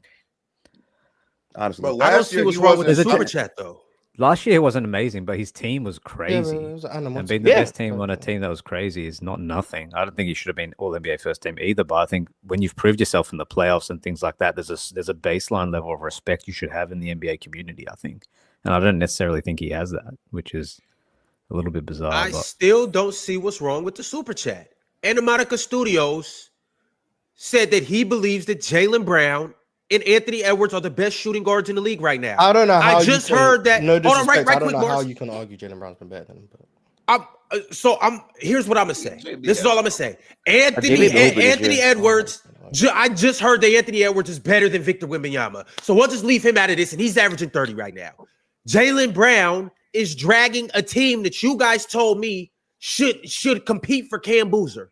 And they are a legitimate team right now. They just beat the New York Knicks, who I've heard is the best team in the East. Jaylen Brown is averaging 29, damn near 30. He's averaging six rebounds, 5 assists. Jaylen Brown is playing out of his mind right now. This is still the same guy and we're talking about right now, but I'm just going to go into the history chambers a little bit. This is a guy who's a Finals MVP, Eastern Conference Finals MVP. This is a guy who's been severely underrated for years upon years upon years because he's been playing with Jason Tatum. I don't understand what's the problem with Monica Studio, whether he's a Boston Celtics fan or whether he's from Atlanta and went to the same high school as Jaylen Brown, for him believing that Jaylen Brown is playing at a top 2 shooting guard level this year, because you know what? I agree with Monica Studio. This dude is killing this year. He's slaughtering the league, and he deserves the credit that he deserves. Nobody is saying he's that playing Jaylen like Brown a legit number one option that he is. Jaylen Brown is playing phenomenal basketball, but you just said Jaylen Brown is averaging damn near 30. Donovan Mitchell is averaging 30 on damn near 65 true shooting. Like, Donovan Mitchell has been dragging a team without their lead guard. Shout out Chill for the lead guard, right? He's been playing well without Evan Mobley, who's been up and down this year, inconsistent offensively, and he's winning games still in the Cleveland. And Cleveland has still like one of the best offenses in the league. I think a top 10 offense with Donovan Mitchell as well. Like, I'm not saying that Jaylen Brown hasn't been playing phenomenal basketball. He has been, and Anthony Edwards. When we did the list, the top 10 list, I think I had Ant 5 or 6, and then like Donovan either 6 or 7. Like, I had them right next to each other. Yeah, I hear that, Real Talk. I just want to ask a question. Like, I hear underrated, and like, to me, I'm not thinking Donovan Mitchell. I'm thinking about Tyrese Maxey. I think Maxey's been better than both of them, if I'm being honest. Like, is that because of the bucket getting, or is that just he is as well, by the way, overall? Well, overall, for years, I think that the way that he's had to consistently shift his role to fit into his teams with either Embiid being the first option, or the fact that Ben Simmons couldn't shoot, or the fact that James Harden is the point guard, I think all those skills have gotten him to this form. And also, he's just dropping consistent 40 balls this season. I think he's averaging 32 on, I think, 63% true shooting. Maybe someone could fact check me on that. I don't know. And I know for a fact, whatever talks people had about Cleveland or even I think Boston, people for sure had the Sixers in the dumps. Absolutely. And what Tyrese Maxey has done to yes, Mars. A lot of people didn't think they would be good, mainly because we don't believe. Depend on health. Yeah. Depend on health. Yeah. But right. Gifted, not just the Sixers, also the Celtics as well. I think it says a lot about Jaylen Brown to step up from that second fiddle, absolutely, role, to be able to step in and fill the shoes of a guy like Jason Tatum and still be phenomenal on the defensive end of the basketball. I think that says a lot about Jaylen Brown. He's been phenomenal on defense. He's been very well on defense. Yes, he's still a very, very good defender. He turned it down for phenomenal. Phenomenal might be a stretch, but he's still a very, very good defender. Very good defender. The thing and so I mean, with that being said, I won't sit here and argue with you guys about is he better than Donovan Mitchell or is he better than Anthony Edwards, but he's definitely in that conversation. He always has been in one of the top shooting guard in the league conversations. Always been in the top 5 conversation as one of the best shooting guards, and that was as a second option. Now that he stepped into that, well, when I say always, real talk, I mean like the last 5 seasons. Well, no, I was thinking like when you said that, I'm trying to think. I mean, I think that's accurate though. I think he's always been considered, one of the top. I've been like, I'll say like 4th, 5th, yeah, and yeah. The thing that I think go ahead. I'm sorry, Damian. No, I was just about to say. I think large majorities of the NBA community have always wondered what it would look like if Jaylen Brown was a number 1 option, or if he had an expanded role, or what would it look like? And I think this year, especially because the roster, frankly, isn't that good, he's shown that he can be a very good number 1 option. Now, is it enough to be the best player on a championship team? Well, it's debatable because he was the Finals MVP, but I think most people would have Jason Tatum over him. But I think that, honestly, I always look at Jaylen Brown as I think he's far closer to Jason Tatum than people give him credit for. He's probably closer to Jason Tatum than potentially Jason Tatum is to guys like Giannis or Luka. I really do believe that on a lot of nights when you see him going off. And I think the two-way stuff is real, man. Like when they were fully healthy, to have a wing like that who can give you 30 and defend on the other side of the ball, I think he's phenomenal. I think for the super chat, you can make a case he's been one of the best 2 guards in the league. Absolutely, I'm not mad at it. But again, we can't undersell sort of what Donovan Mitchell, what Tyrese Maxey has done. I think they're all in the same sort of realm. And we're still early as well. I'm watching Donovan Mitchell chill. When I'm watching Donovan Mitchell, I'm getting upset, and I don't know who it was. It could have been Real Talk. Could have been, was it Jordan? No, it had to be Drench. Now I think about it. I think it's definitely Drench. I'm getting upset because Donovan Mitchell absolutely can win a championship with that OKC defense. If and that's not to say that he's SGA. I'm not trying to say that. So let's not go too far.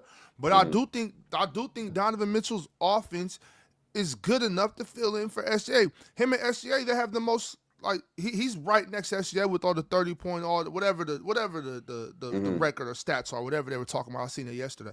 But I was actually upset about that when I start looking at it, like Donovan Mitchell is as cold as he's always been. Like I don't see why he couldn't do that. And that's not to say that I think he's as good as SGA or better than SGA. So a top 10 player in the league, and the guy that I would equate it to, like if you took Shaq and Kobe, right? Take Shaq and Kobe, take Shaq off that unit. You think they could have won a championship with Ewing? That Ewing no, because we kicked they. I'm not talking. I'm talking about Ewing.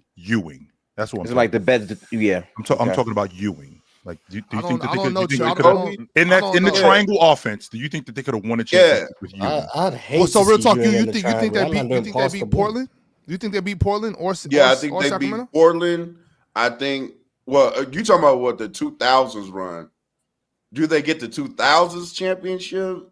The reason why we're talking about like 94 Ewing chill. Like the best version of him. Because I'm thinking about a top 10 player, like from 90s.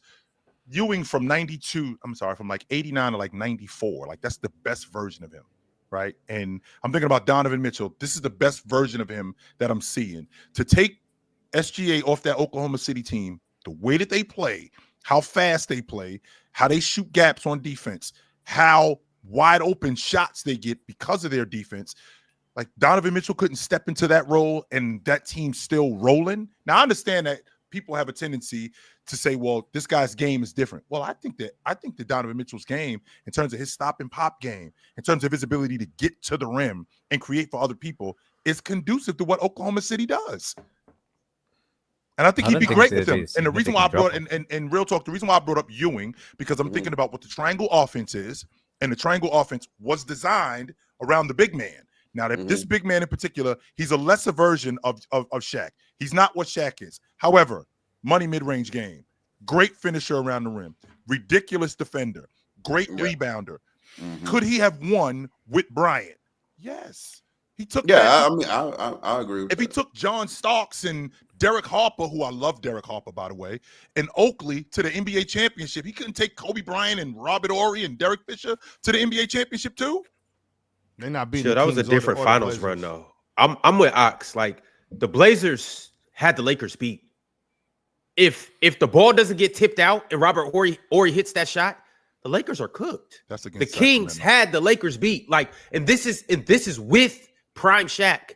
Now, I'll give you maybe 2003, 2004, once Kobe took that next step. If Kobe was the number one option, then you have Ewing as the second option with the defender he was and all of that good stuff. Maybe that year, maybe 2003, 2004, 2005, those years, but 2000, 2001, 2002. Kobe Bryant in 2001 was good enough to be a one offensively on the championship team. He was already there. He was. I agree with you, real talk. I just don't think that.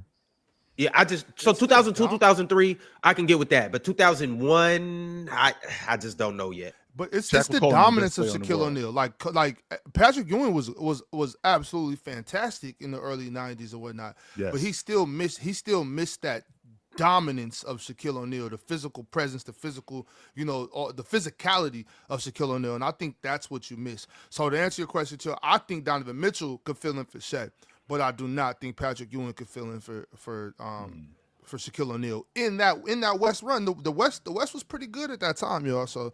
And I don't think so. Am I bugging to think that fellas, I would not? Oh, sorry. You go. It's fine, Ryan. You go ahead. We're going to get into the fast breakdown. There was some good basketball games last night, so we are going to talk about these games, what happened in these games, and what this means for the teams that played those games. So the first game I want to start with, we spoke on it briefly, but we're going to speak into it a little bit more. We have a team that just won't lose. No matter what happens, the Oklahoma City Thunder just refuse to lose. Last night against the Golden State Warriors, albeit no Steph Curry. Jimmy Butler got hurt and didn't return. Draymond Green was there.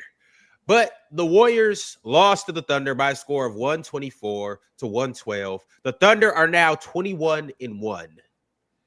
And the Warriors are 11-11. Shea had 38, 3-4. Fellas, what happened in this game? Gifted, I want to talk to you because I know you are a devout Warriors fan. And how'd you feel about this game? As a Detroiter who works full time, 11 p.m. start times must be abolished in the NBA for the East Coast. This shit is horrible. The fact that I have to stay up to watch some of these games is aggravating. No Steph Curry, but I watched it. I sat there. I watched it. I had a tweet like Seth Curry is going to score 10 points. We still have a Curry on the floor. And what do I see Steve Kerr do? Play buck teeth, Buddy Hield. More minutes than what he deserved when he's just shot chucking. Like, it was very aggravating because obviously everyone said this is going to be Bell. Oh my God, the Warriors are going to lose by 35 points. I'm sitting there in the stream. My co-hosts are like, yeah, Gifted. It's over. This and that. And we make runs against this same OKC team. And it comes down to a couple of possessions. And in these possessions, I'm seeing them turn the ball over. I'm seeing bad shots lead to OKC transition. And that's really why they're good. When you make a mistake, OKC punishes you so severely for that mistake. And to see like Patrick, like Pat Spencer was actually playing good defense on Shea. He was. I was excited to watch it, but just those last second margin opportunities were frustrating. And the fact that this team, no matter who's playing, Steph Curry or Seth Curry, they find a way to go away from Curry when he's hot. It's so annoying. Seth scored 5 points quick, Ron. They put him on the bench. Buddy Hield come in. Oh, no, I need my spot. Buddy Hield wants to try to make shots early because he knows Seth is threatening his minutes. It's annoying. It's super frustrating. To that point, though, just quickly. Yeah. Real talk, you want to get it off? Or? Yeah, real talk. What you got going on down there? You look like you're up to something. What? Look, man. All of the FC of this man right here, hear me and hear me good, man. Oh, shit. We're passing the mantle, right? It went from Jordan to Kobe. Oh, hell. And now we're passing the mantle from Kobe to SJ. SJ is this good, man. And I don't want, and please, again, if you are this man FC, do not let the Shea stands get in the way of what you're watching right now. We're watching the evolution. Kobe was the evolution of Mike. Shea is the evolution of Kobe, man. So I just want all of Kobe FC. So don't hate. Do not hate. Okay? Leave. Hey, the stands, when they out here saying, oh my God, he's better than Kobe. Ignore that. Right? And just appreciate what we're watching. Because this man, Shea, this is the best basketball player in the world right now. That part I could get with. This is the best. He's amazing. Player in the world. That part I could definitely get with. But that's what irritates me so much about these conversations, right, Damien? Like people make the argument that Shea is only leading the MVP race because of his team. When in reality, like Shea is the driving force, man. He was so phenomenal for that team yesterday. He was great. Yeah, and I think it's the same logic and the same reasoning I use for Cade. Like Detroit are good because of Cade. Yep. Like we can try and say the team's good, the coach is good, whatever, but Shea's driving the car. So I think that it's the same thing. But to the Warriors game yesterday, Ron, and Gifted, to your point, so the Warriors are down 22, right? They cut it. They go on a run. Yep. Seth Curry gets going early in the fourth quarter. With 9 minutes left in the fourth quarter, he's the only one that's got offense going. And then Steve Kerr benches him. What are you doing, Coach? The Warriors. He watched the game. It gets worse, though. It gets worse. Yes. It does get worse. Yes, it does. Even with him on the bench, the Warriors stay in touch. It's a 1-2 possession game. We got a Pat dog Spencer fight. hits 3 shots in a row. And then Shea goes down, has a layup. They go up by 1. But Pat Spencer's hot. And Steve Kerr takes a timeout. Right when this guy's hit 3 shots in a row. Yes, he did. In the clutch. And because Draymond is gassed. That's why. Because Draymond is gassed and we need a timeout. Get Draymond on the floor then. Buddy Hield for Pat Spencer. I'm not rolling. What are you doing, Coach? Get Pods out of here. Okay. Listen. As a Warriors fan that's been going through a lot of trauma this season, what is so frustrating to me is Pods actually had a good game. Yeah, like Pods, like quarter. Everything was going well, and then like down the stretch, bro, like Buddy Hield, like I need people to look at what he's been doing the entire season. When he shoots the ball, I'm confident it's not going in. I promise you I am. Like he's the anti-Curry, at least on his team. So when Seth comes in, and by the way, it's not just threes, Damian. Seth's process was good. The passing was good. The mid-range was good. And they still found a way to go away from him. I'm seeing plays where Seth is asking for a transition 3, ignoring him. He's in the corner wide open, ignoring him. And part of that is on Kuminga. I'm gonna get to that later, but it was just hard to watch, man. It was tough, man. Frustrating. You know, but that's the thing, though. Gifted. Seth has never just been a shooter. I agree. Yeah, you know that's why I love the signing. Seth is far from just a shooter. Seth is a baller. He's a player. He's a player. He'll get right to it. But Jonathan Kuminga, good Lord, that third quarter. The third quarter for me. The third quarter for me was when the scales got tipped. Because Gifted, to your point, I did. I'm probably in the minority or in the majority. I had them smoking y'all yesterday. I was like, they're gonna beat these dudes. I understand. I did. I understand. I had and it was actually happening. I think they had gone up by 21 at one point, and I'm thinking, I'm like, here we go. But then we get into the third, and Steve Kerr, his bench, I think if I'm not mistaken, his bench scored 30 or 29, something like that. His bench scored. We got turnovers. Gary Payton is giving me great minutes. He played well too yesterday. Yep. Yeah. Gary Payton is giving me great minutes. He's getting the second. He's getting the 50-50 balls. He's finishing around the rim. I'm getting that from him. On top of that, to your point, Damian, he took Curry out of the game. I was like, "What are you doing, Coach?" He finds a way to do it. And what are you doing? And Spencer, he took Seth and Pat out the game, and those two were carrying. Ron, Seth Curry almost had me back on my campaign last night. He was hooping in such limited, bro. I'm sure. Listen, I'm trying so hard to not crash out right now, right? What's annoying is I watch this team year in, year out, right? And when Steph has these times where the shots aren't falling, they're like, oh my God, Jalen Brunson better, Donovan Mitchell, right? Like I'm seeing Steve Kerr deliberately when he makes a couple shots, sit him. We get worse, and then we wind up losing the game. He does the same thing with Seth Curry. Like, it still runs in the family. If a Curry is hot, we gonna sit you. I don't understand it. We were at, it was to Damian's point. If I'm not mistaken, it was about 4.5 minutes. We got a nip and tuck game because Shea had just gotten back in the game, like maybe a minute and a half, 2 minutes before that, which I'm loving Dagnall. For the reason why it reminds me of, it reminds me of Spo. What Spo would do is Spo would experiment, even if you meant losing, because I know I'm going to need you dudes later on in the season. So he didn't just throw Shea in the game to say save us. No, you dudes, Kendrick Williams, Jalen Williams, Aaron Wiggins, you dudes figure it out. Keep playing because I want you to stay in this cooker because when we get deep into the season, we're going to be in games like this, and I need you dudes to be prepared for this. So he stuck with those guys, and it worked, to be quite honest with you, because they did hold serve. So when Shea comes in, Shea does his job, and he basically closes the game. But we're about 4.5 minutes to Damian's point. Spencer hits 3 shots in a row. Draymond, the gaslight is on. Tough shots too, by the way. Instead of just getting Draymond out the game, he calls a timeout. Yeah. Instead of getting Draymond out of the game, he calls time like, no, let's keep going. Yeah. Yes. Let's get Draymond out the game. And if Draymond need to sit down for a minute, that'll be perfect. But the funniest thing was the ATO after the timeout.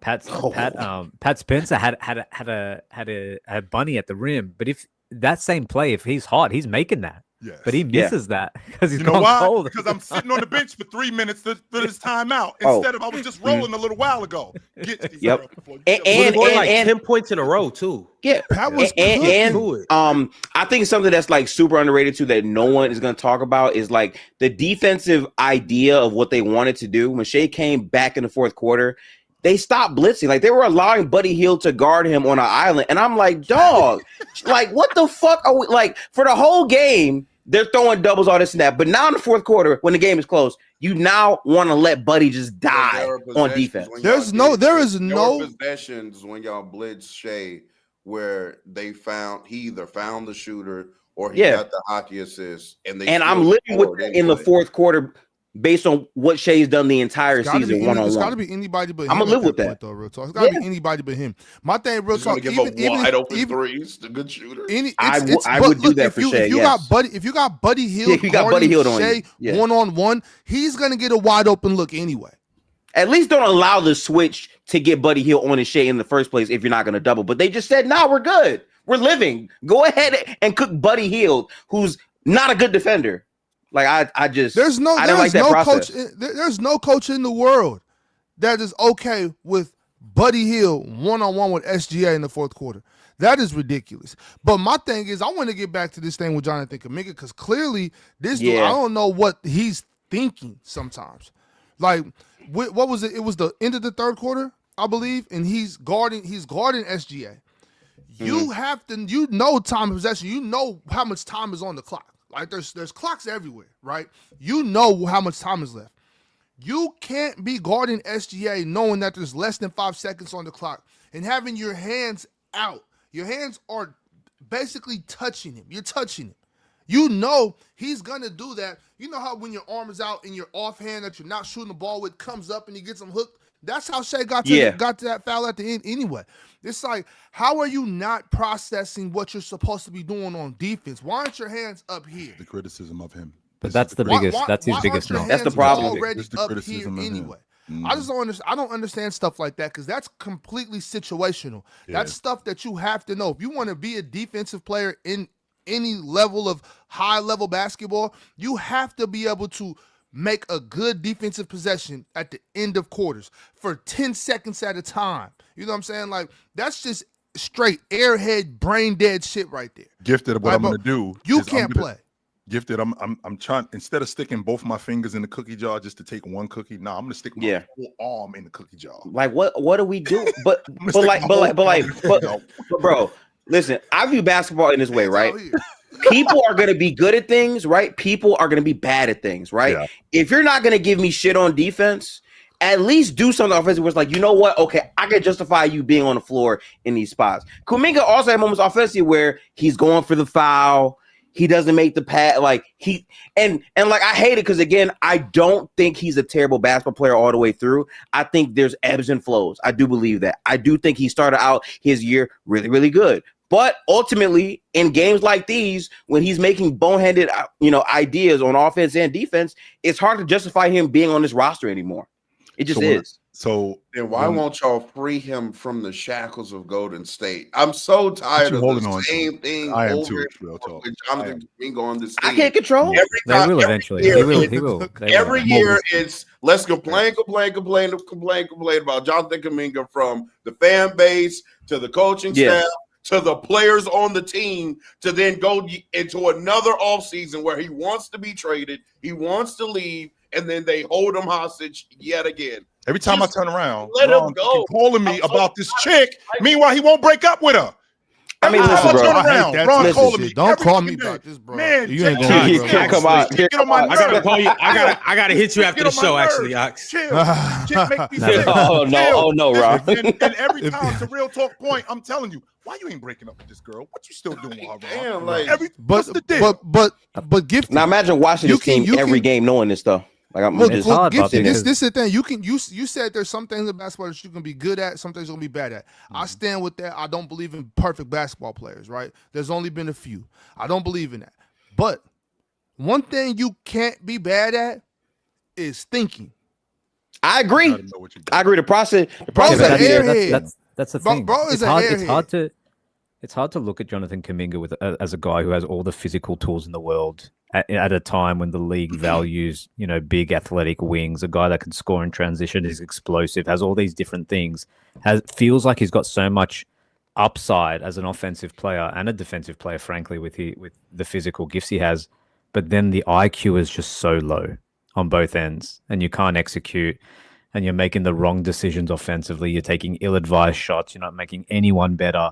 I think it's really hard with Jonathan Kuminga because he shows you flashes, Gifted, like you said. There's flashes where you're like, damn, this guy can be something. But then the low IQ stuff, Ox, to your point, is just it's some of that sort of unforgivable stuff that makes it really hard to get all the way with. So if that's true, then Ox, then wouldn't that be more on the coach than it would be on him? And I'm gonna and hear me out for a second. What I want to do is I want to put you in space where you are the most successful. I know that you up here in terms of processing the game and understanding the game, when we get in situations like in the meat and potatoes of the game, you're not that good. So it's probably best that I don't put you in the game during that time. Wouldn't that be on coach as opposed to when we need, like what Indiana was doing with Obi Toppin last year, where we're going to put you on the floor and we're going to maximize your transition game, right? We're going to maximize you being able to knock down open shots. But when we're in situational basketball, which is last night, a prime example of that, you probably shouldn't be in the game because I know you're going to do some goofy shit. So, yo, fellas. Just can't play him ever, Chill. Just can't play him ever. He can't play him. I want to move off of Jonathan Kuminga, and I want to move into this $50 super chat from Average Joe. Average Joe said, first and foremost, I'm tired of getting my VIP snatched on playback. LOL. Your chain? Can a brother be late or miss a night? You know what, Average Joe? I got you. Next time. I mean, you got to pull up, but next time I got you. I will strip somebody else of their VIP, and I will make sure that you have a VIP, Average Joe. There you go, Ron. There you go. For the remainder of December, up until Christmas. I got you up until Christmas. It depends on how you act in the chat, though. But Average Joe also said, that being said, can we retire this? Can we retire if this guy had SGA's team? The Cavs have more talent than OKC. OKC has developed their guys better, and Shea is a big part of that. Do we agree? I do not agree that the Cavs have more talent than OKC. Do you think so, Mars? Offensively, they do, and that's usually how talent is categorized. Until it was OKC, now defense means something. But yeah, no, I'm not really in the interest of put X player on the best team in the league and do they still win? I hate that argument so much, bro, because it's like the roster's not built around them. So I don't. SGA, J-Dub, and Chair are really good offensive players too. I mean, they like OKC has a lot of offensive talent as well, not just defensive talent. They have talent all over the board. Where's they have more multi-skilled talent than Cleveland. You guys have said to me I agree. times in terms of an offensive player, Chet is a better offensive player than Mobley. Is that fair? He's a better player, period. Okay, so Donovan Mitchell and SGA. Well, SGA is better. Either one of them into the equation. Like Darius Garland when he's healthy. Darius is a better offensive player to most people than J-Dub. To be honest with you. And then and then you start to go down the line like guys like Dean Wade and Porter and Hunter, Proctor. Well, Dean Wade's not good offensive player, but DeAndre Hunter's nice. DeAndre Hunter. The other guys on OKC are better than the other guys. Right. Is Hunter better offensively than offensively, or they're just better players? I'm talking about just because offensively they don't provide that much, really. AJ Mitchell, notwithstanding. I don't know, man. Aaron Wiggins, man, he be getting to it too. Oh, Aaron Wiggins be getting to it at times. Aaron Wiggins. Casey Wallace gets downhill. Casey Wallace can knock down an open shot. I think Casey Wallace. I just feel like if we're gonna do this whole talent thing, it can't be one-sided talent. You know. So you got Shea, Dub, and Chet. I think we all agree, really good. Sure. AJ is another offensively talented player. AJ is really good too. Is offensively talented, and Isaiah Joe can shoot the hell out of the ball. Once you get beyond that, it's defensive talent, really. Those guys are more limited offensively than anything. But like you said, I just named 6 people on the roster. Like it's not downplaying the talent the team had, but the Cavs' offensive talent was ridiculous last year. The amount of guys who could do a lot of things: Ty Jerome, DeAndre Hunter, Jarrett Allen's a cool offensive big. Evan Mobley last year was really good offensively. Donovan Mitchell, Darius Garland. Anyone else I'm forgetting on that roster? Max Strus. They've got offense. They had offensive players last year. This year, I'm not as high on the team. Garland's been in and out. Mobley has seemingly regressed. I wouldn't say it this year. Tyson, Proctor, but last year, that Cavs team I think was more talented offensively, and schematically were a better offense than the Thunder. I just think if we take the blinders off to just not think about offense, I think clearly OKC has more talent on both ends. I mean, for sure. Yeah. For sure. The thing that I'm thinking about, Gifted, is I think that OKC, I think they maximize what their talent is, and their talent is being great way to say that. Yeah, I think that they maximize just because I'm better than you at handling the basketball, or I'm better than you as a scorer or anything like that. If this guy is maximizing his team's talent, I mean, I can't look at you and go, well, you got more talent. Maybe he's just getting out coached, because I think Mark Dagnall is doing a much better job as a coach than what Coach Atkinson is doing with Cleveland. I think he's doing a much better job at it. They have a few starting caliber players that come off their bench. OKC for sure. They do have some role players that could start for some other teams. However, I do feel like it is getting to a point. I don't think people really understand how much they do depend on Shea offensively. They don't, real talk. They don't. They do though. Anytime they're in a half court setting, it is usually Shea or bust. Shea has to make a play. Shea has to create the basket. And he does. Shea has to create the opportunity for the teammate or just score the ball himself. He's the best pick and roll player in the league right now. He's one of, if not the best isolation player in the league right now. And they go to that consistently in half court. They are very depending on Shea. And he's not throwing the ball I haven't over. looked up the numbers this year, but last year, real talk, their numbers as a team were very average with him off the floor. I haven't looked it up this year, but all the advanced stuff, all the sort of stuff that people care about, they were a very average team, I think, with him off the floor. So, but I think you take any team's best player out the equation, I think they're going to struggle. But it's just the idea that because Shea isn't playing for I've heard many Denver fans. I'm just going to say that because it's real. I've just heard many Denver fans say, "Well, this team is still +5 when he's not on the floor. Shea doesn't have to play fourth quarters and that. I'm like, yeah, all that's fine and dandy. But creating the position and the advantage to go up big, and then your unit sustaining that and extending that does not take away from your initial value. We went over this just doesn't. And we went over this yesterday. He came in the game last night, I want to say with about 6.5 left. I knew exactly what he was coming in the game to do. We knew. It wasn't like he came in the game to get everybody else involved or to right the ship. No, when Mark Dagnall put him in the game with the last 6.5 minutes, okay, Shea, finish it. And he did that. Take it over. Yeah, he did that. Finish it. And it wasn't like they were running this ridiculous action. They had this one play that they ran where they started SGA in this pick and roll where they had him at the top of the key and he's asking for the ball. And now he's got Buddy Hield on an island. The Buddy Hield goddamn island, man. Kerr left Buddy Hield on an island.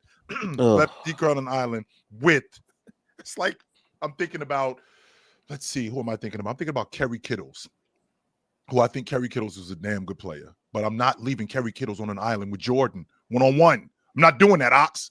No, not in the meat and potatoes of the game. I'm sending some people over there to get him. I'm not just going to leave him out there. But he left him at the top of the key. With all of this space that we live in the NBA today, he left him at the top of the key, one-on-one, consecutive trips, and he's just going after him. And the space that he's creating, that one step back that he had, I think we're at about 4 minutes, where he gets the bump and he bumps him with his right shoulder. It creates like 7 or 8 feet. I'm like, that's cash. You're not getting to that.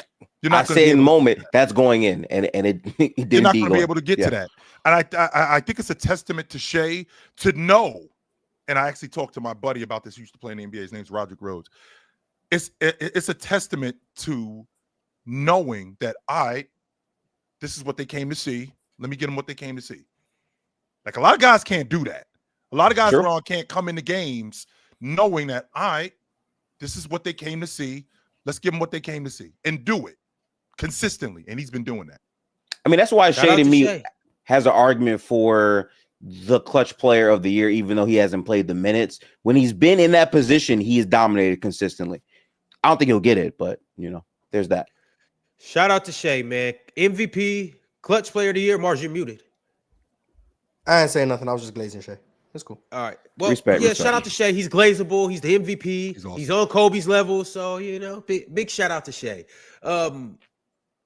Let's get to these crunch time chats. And before we actually get to these, brother. And before we actually get to these, continues. Well, that's a hard jersey, I want to let you guys know about a couple things that are coming up. First off, tonight, if you are into football, college football, NFL, high school football, whatever the case may be, tonight, Players' Choice also has a show called The Press Box, and it's just like the panel, except it's dedicated to the NFL. Tonight, 8:30 p.m. Eastern Time, Sunday, 11 a.m. Eastern Time, you'll be able to come up there and listen to these guys talk about who's the best team in the NFL, the Seahawks. And they will talk about all the upcoming matchups and what happened last week, all the big headlines, all of that good stuff. Make sure to put this on your calendar and tap in. Also, on Thursdays and Saturdays, you got Chill with Chill, 4 p.m. Eastern Time on Thursday. Make sure to pull up and enjoy these two good guys and the banter that they have back and forth and their admiration for each other's great takes. Make sure to set your calendar for this on Thursday. Also, last but not least, on Friday, 6 p.m. Eastern Time, we will have the PCL finals. So pull up to see who will take the belt home, who will win the big cash prize, and ultimately who will have the bragging rights and who will win this whole thing. I know there's some guys up here that they just couldn't quite cut it to get there, but there is a guy up here who, put his team on his back and carried him. So, shout out to him. He was snubbed in the last PCL, but he shall not be snubbed in this one. Facts. First team on debate. I'm going to say it to your face, Ron. So we play, we got a bye week this week. We play Indianapolis. We're going to beat them. We're going to beat Tennessee. Chicago got to come out to the Bay. We're going to beat them. You guys are going to beat the Rams. And the last week of the season, y'all got to come to the Bay for the division, and we're going to smoke you. We're going to smoke you. That's all I got to say about that, Ron. Put some, hey, we'll see if you put some jack on it. But all right, y'all. We got these super chats, so let's see what the people got to say. The first super chat that I want to read is from here we go. Charles Cooks said, "This is my first time ever super chat, or this is my first time ever super chat, or first super chat ever. So hello, guys. I love y'all. Secondly, I am sick of you guys, disrespecting Blake Griffin. He was great for those Clippers. Look up what he did for them. 4-time All-NBA. Why should what I don't understand? To Blake. Yeah, like what do we? Because we don't think we think Chris Paul is the best Clipper of all time. Real quick, when Blake was clearly the best player on that team. No, he wasn't. I got a post. He wasn't. Him and DeAndre used to bail Chris out game in and game out. It was disgusting. Okay, before we had that conversation, I got a post update from Chris Haynes about the Chris Paul situation. It says here from his sources, weeks ago, Chris Paul requested to have a meeting with Tyronn Lue to discuss allegations of being a negative presence on the team.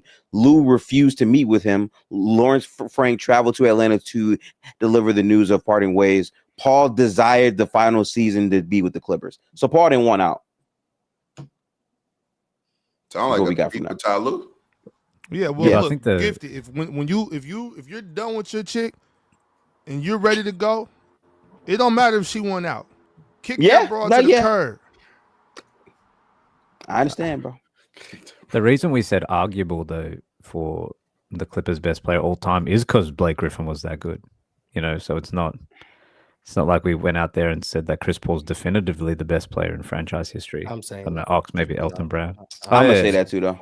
No, I think he is as well, but I think Blake. I think it's not. That doesn't mean we're underselling Blake, man. Yeah. Blake was awesome, and he was awesome straight away as well. So you do realize a player can, bro. He's not. You can get Blake was amazing. Listen, you can get cleared by another player and still be very good. Yes. Like that. Yeah, we're talking about just two different calibers of player here. Like Blake Griffin was amazing. Blake Griffin was one of the 10, 15 best players in the sport. Absolutely. Yeah. He's not Chris Paul. Like, he's just not. Like, there's nothing wrong with that. He's not Chris Paul. Yeah, y'all need to respect Elton Brand, though. That's for sure. Respect. All right.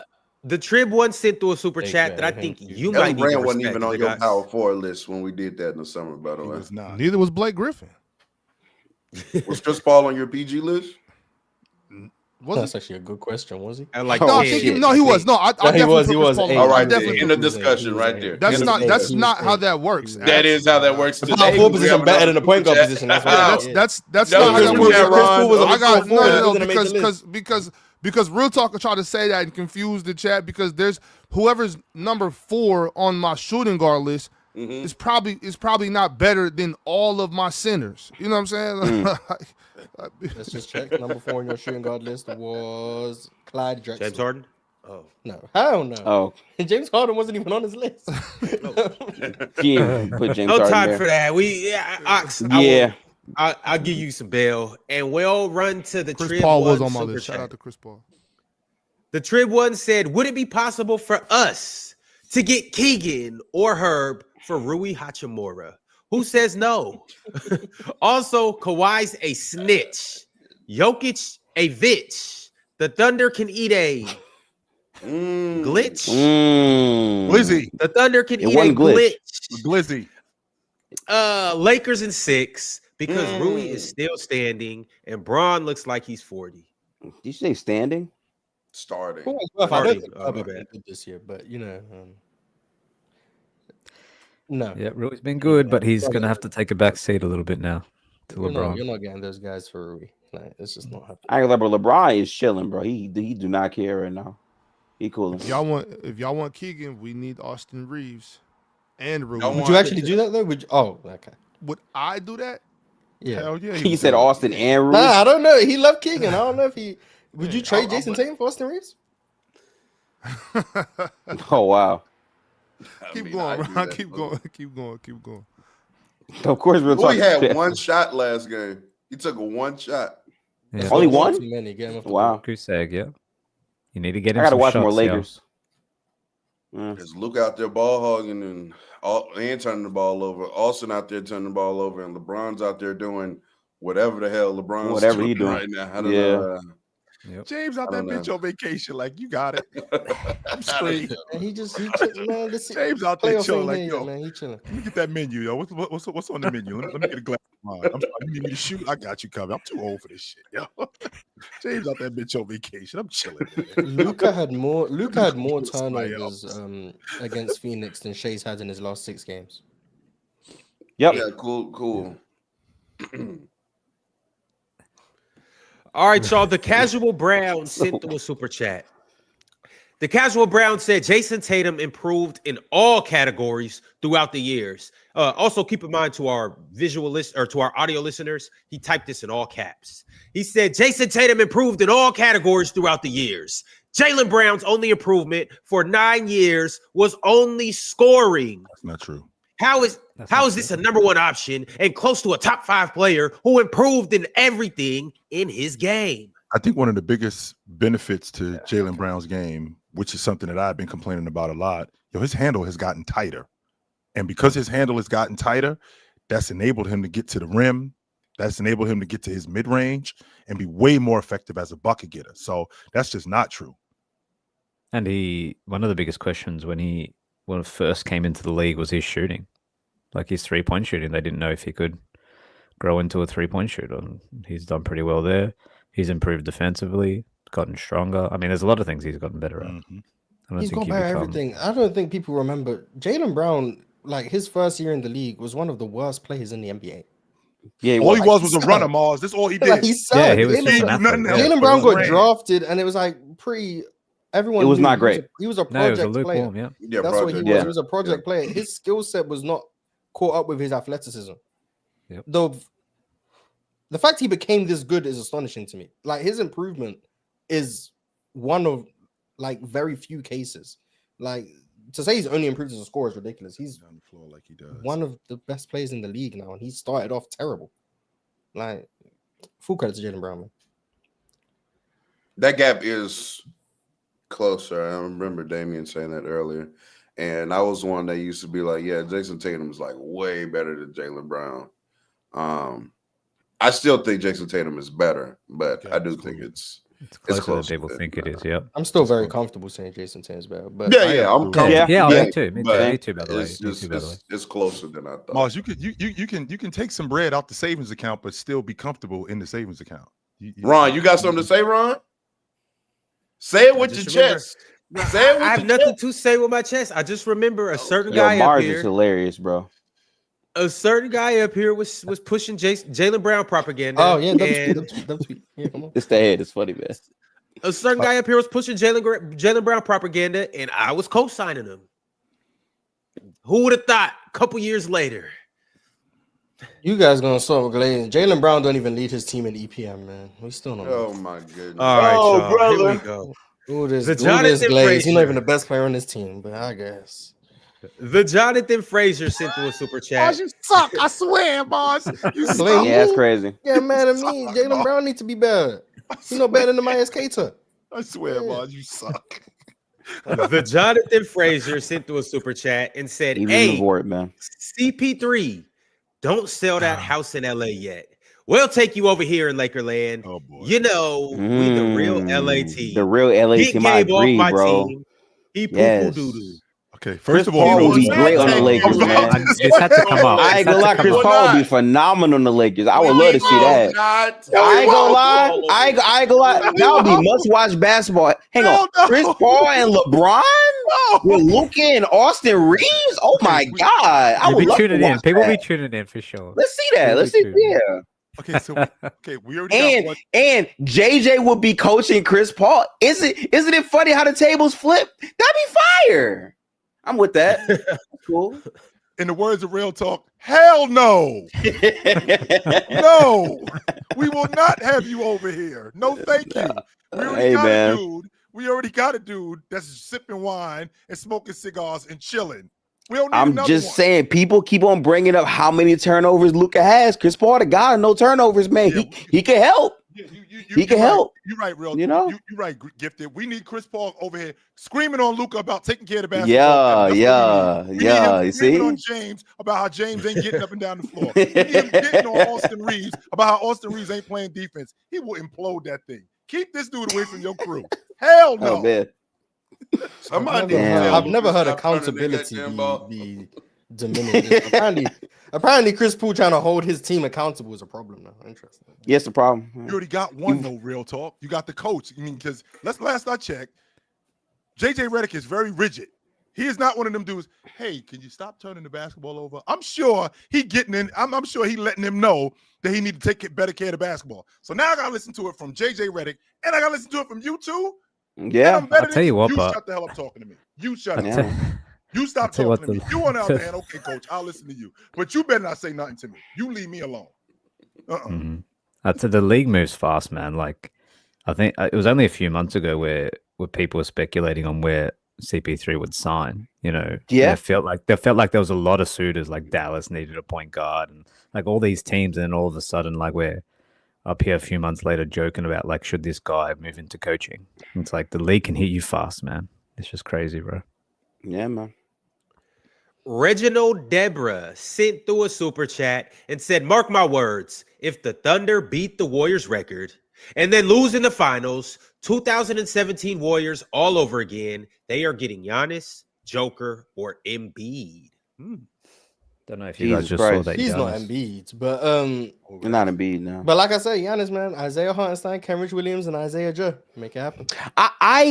So like I've had a question for y'all, right? With how the Magic have played, would Paolo for Giannis be crazy? No. Would you do it? No. I mean, absolutely not. I mean, I think Paolo's probably the best talent you could get. Not even for Milwaukee. Hell yeah. Somebody that I can build around. I've been saying Franz to me is a very good player. They've been better without Paolo for some time now. So I might could do that. I'm sorry, Gifted the France Giannis thing. How does that dynamic work? I got two guys who need the basketball in their hands. Both of them aren't really good shooters, but they can shoot. And both of them are great downhill guys. I think Giannis is a better downhill guy than France. So in terms of their dynamic, how does that work? I think Bane helps bridge the gap a little bit. I think that Franz is also a pretty good playmaker. And I just think if you have more downhill guys athletically, that fits what the Magic want to try to do. It might be a little bit clunky here or there, but Franz to me has proven that he can play with multiple different guys. I do believe that. I feel like Franz could make it work with Giannis. Plus, they still have Wendell, which, you know, is blah, but he fits that archetype, you know? They'd go to the finals, though, with Giannis, I think. And listen, in this Eastern Conference... That's what I'm saying, yeah. That's what I'm saying. So like, I like... employ Tyus Jones. I have a hard time thinking they go in anywhere, but, you know. I'm just saying, I would at least think about it because I think Paolo's probably the best individual talent you could get. And, like, I feel like for Milwaukee, they don't have any of their draft picks. They want to get a guy like Paolo. At least ideally, but you know, maybe that's too far. I don't know. Wait. So that doesn't make Orlando the favorites? I think it would. Yes, it makes them clear favorites overall.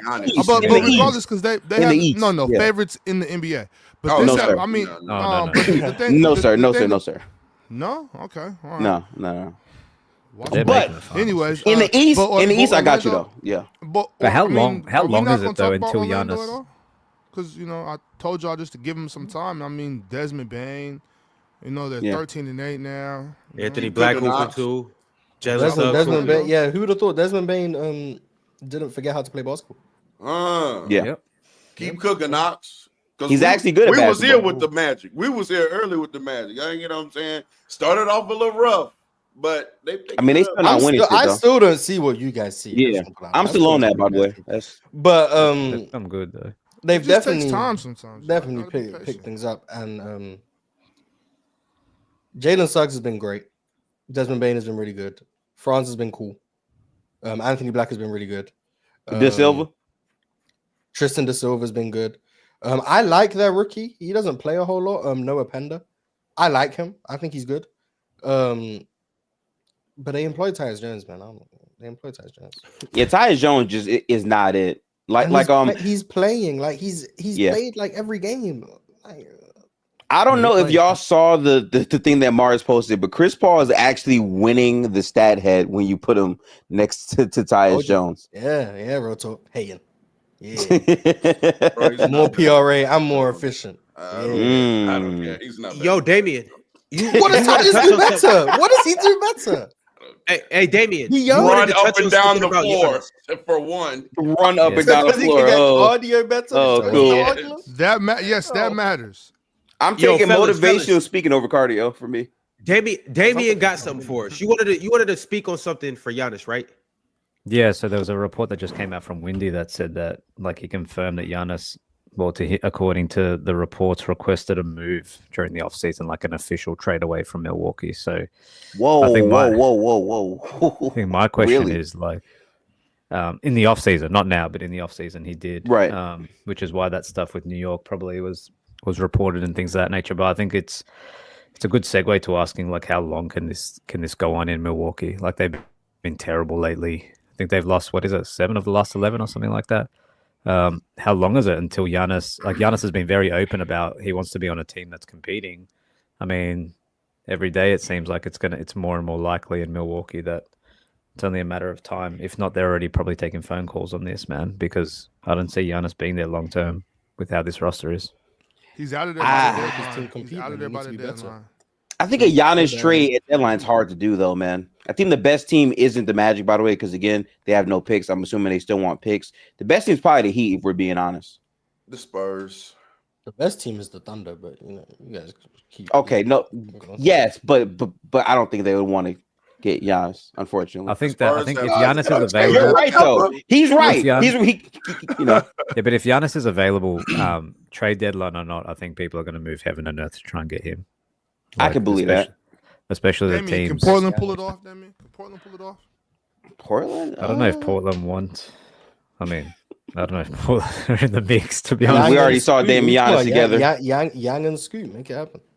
I think it's interesting, though, some of these guys, like even Anthony Davis, like if they're going to trade AD, he could be I promise you we good, Rob. I promise.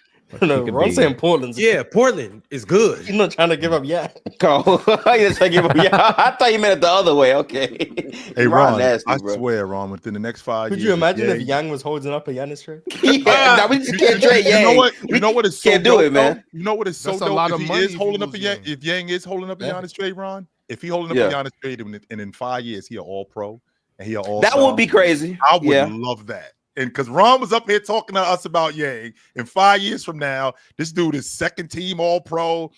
The Portland Trailblazers is going deep in the playoffs. That would be crazy as hell, wouldn't it? Like a top 3 big in the league.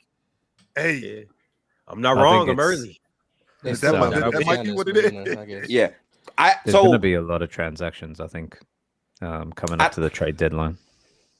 I don't know how you feel about it, Damian, but I feel like the 3 most important things for a Giannis trade is you need the salary.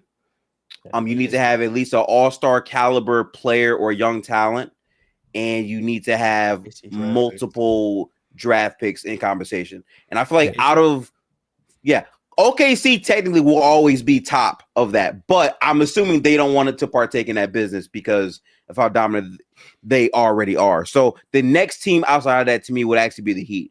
I think they have the assets, they have the guys, And I think it definitely gets hard with the CBA and the rules, but I think that, to your point, it will depend on the situation, which team is trading for him.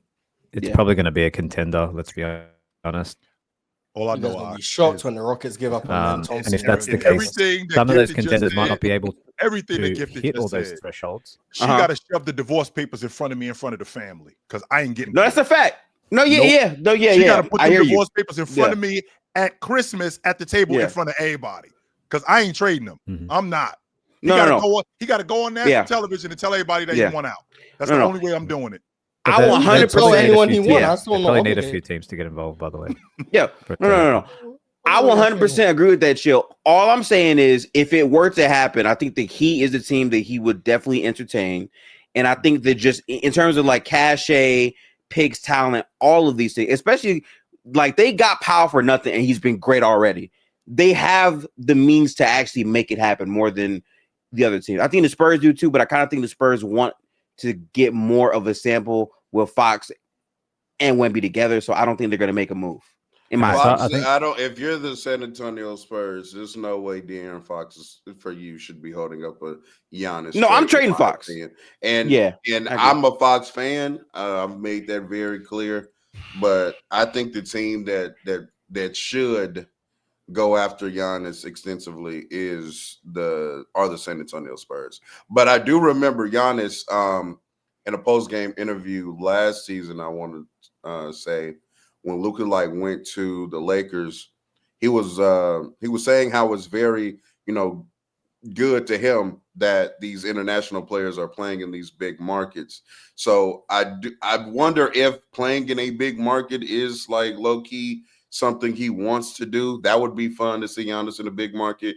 But as far as a team and fit and stuff like that, would love to see him playing next to Wemby. And quite frankly, I think Dylan Harper is good enough for you to consider just letting Fox go and him just being the starting point guard.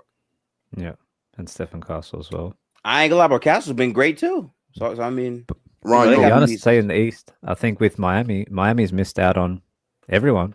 Done it all the way back to KD, Kyrie, and it's always been because they're holding on for that big player. They're holding on. Exactly. Well, this would be the time. This would be the time for that to happen. And if Riles doesn't do this, he is getting ran out of Miami. Oh yeah, there's no way. This is for everybody. Even like with the De'Aaron Fox thing that Real Talk was talking about, you have to do it. If you have an opportunity, even OKC, some guy in a comment called me a robot yesterday for me saying that if I was OKC, I would go get Giannis. I think yes, I know OKC is clear and by far the best team in the NBA. But if you have an opportunity to go get one of the best players that we've ever seen at 30 years old, you go and do that. Mm-hmm. You if you have the package for Giannis, you put it out there. If they say no, they say no. But you the Spurs. I mean, but if you're OKC, who are you trading? Everybody but Shea. Mars, what was your proposal yesterday, Mars? Isaiah Hartenstein, Kenrich Williams, Isaiah Joe, and every pick in existence. Oh, look at this nigga. Yeah. Now that's actually funny. Mars is scamming. But for me, it's everybody but SGA and shit. Everybody but SGA and shit. Because they have the picks and the pick swap. They have all the assets that they wanted to do it. And I'm like New York, though. Yeah, that's funny, man. Damien, I looked at the picks that the Knicks have. They don't have any picks, right? They're gonna have to get someone else involved. Yeah, they're gonna have to. Yeah, never guess who has picks. Listen, I'm only saying Miami because not just all of the check boxes, right? It's the fact that they're in the Eastern Conference, and more than likely, if you're trading like a star player, you want to go out of conference if you can. But I think Giannis probably wants to stay in the East. I think he understands it. He does too. Yeah. I think the East. What about Toronto? Toronto's a possibility. I think they're trading Ingram. No, you trading Square Bones. Yep. I think they're trading everyone. That'll make somebody mad, by the way. When they traded for for Brandon Ingram, I think they already made their splash. Like to trade for Giannis, that means that you're gonna have to give up something because whatever you got over there, it's gonna include Ingram for Giannis in a heartbeat. I'll do that. I 100% would. I would have done that yesterday. I would 100% do that. But to Ron's point, I mean, if Giannis becomes available, there are some teams that just aren't interested which is dumb because everybody should be interested, no question about that. But there are some teams that's like, nah, I think we're good. Like Oklahoma City. Oklahoma City would be like, nah, I'm good. We don't need Giannis. They probably would be chill. But we good. Golden State did need Kevin Durant. They still. I mean, yes, they did. No, they did. They did. They did not. Yes, they did not. So they lost by one possession in Game 7. So they needed. They did not need Kevin Durant. That's why they went after. You would think you lose by one possession. You lose by one possession in Game 7, so you need the third best. Right.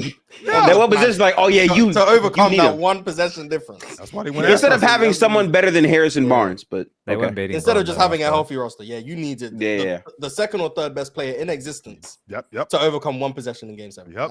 I guess. Yep. I mean, chill. That's logical, I guess. Yeah, where would you want Giannis to go, Chill? OKC. I would actually like to see him stay in Milwaukee, to be honest with you. No way. I like the zig. I like the zig. Why do you guys want to see Giannis right away? For a minute, man. But can I ask you guys, why do you want to see him right away? If they bring someone I don't. I like watching Giannis play for the Bucks. No. So you want to see him right away? Someone in next. You don't want to see him win anything ever again. I've heard the Knicks a lot, but I don't think they have enough. Honestly, I don't know about the Knicks. I don't mind if he stays in Milwaukee if they bring someone in to help. That's why I'm thinking. I don't think they can. But they got limited assets. I don't want him to just stay in Milwaukee and just rot away. No, that's what he's gonna do. Chill. That is what's gonna happen. They have dead money on their cap because of Dame. Right? Yeah, that was bad. That's already getting Dame exhausted. Don't have much draft capital. There's no big moves for Milwaukee to make. He'll be over there in Milwaukee playing with the means of Ryan Rollins, who's good story, and Miles Turner. Like, no, correct. Get the hell out of Milwaukee, Giannis. No, Giannis needs to be on a team that can compete for a championship. Not over there in Milwaukee carrying until he's 37. I'm good on that. I'm good. Hey, I'm gonna be so honest with you. Location? What? Another location that I think we should be talking about, who a couple people up here are very fond of. Very competitive, young assets, young players. The Houston Rockets. I already said Houston 12 minutes. Yeah, Mars said Houston. Oh, my bad. I didn't hear it. But I like it was your idea. I didn't hear it. Nah, it could be Mars's idea. However, I don't care whose idea it is. Wait a minute. What's the package, though, Ron? I was trying in the trade machine. Financially, it doesn't really make sense right now. But I'd assume you give up Şengün and a man. Şengün can go. Relax, Ron. Relax, see, look at y'all. I'm not giving up Şengün and a man. No, I'm sorry. I'm not. One of the other. Şengün, yes. Amen doesn't make enough money for it to be. Yeah, he's still in his rook deal. Yeah, he's still. So it has to be Şengün and I mean that's why he's what DFS. Y'all want DFS? It has to be Van Fleet for the money though, right? Yeah, I'll trade KD for Giannis. What do they want, KD? I mean the Bucks don't want KD. I mean Milwaukee wouldn't want it. I don't think that there's a deal. To Mars's point with Houston, I don't think that there's a deal straight up. We'd have to get a third team involved in this. I mean, but that's why I'm saying if we're only talking about straight up teams, the Spurs and the Heat make the most sense. The Heat have the multiple salaries to make it happen. They have the draft capital. They're in the Eastern Conference. And more importantly, the Heat are at least a team that I could think Giannis would sign off on. Because remember, Giannis still has to sign off on wherever he's going. I don't think they would just trade him wherever. I think if the Milwaukee Bucks don't end up with a young star, to your point, Gifted, if they don't end up with a young star like Paolo, they don't end up with a young star like they don't have any picks, Chill. They have no picks, so they need a star. If they don't end up with something like that, they're going to turn into Charlotte. Oh shit! Nobody's going to give a shit about what's going on in Milwaukee. You actually might be right about that. Going to care about what's going on. I don't know. Which would explain why that owner ain't interested in selling. Why he ain't interested in moving on from Giannis. I think he's spot on about that. They're going to turn into Utah. Next year is Giannis' last year on his deal. He can just go run his contract down and then leave. I'm not trading. The next super chat I got is, well, it's in line with this, except it's to a location that you would have never thought of. Indiana? Unless you were a delusional NBA fan. Average Joe said, Giannis to the Lakers, ... The NBA, or need the NBA to rig this one last time. Can you give me one more? Austin Reeves, it was nice knowing you, but the league letting you average 30 for a reason. I'm joking. Reeves is like that. All right, bro. I'm not gonna hold you. Like, I don't really get frustrated, but this degree they talk about in the fucking Bible, bro. You mean to tell me that y'all got a franchise player to get traded to you for another player that a lot of y'all didn't value anyway because of the injuries? You got Luka Doncic. You got white boy Austin undrafted, averaging 30.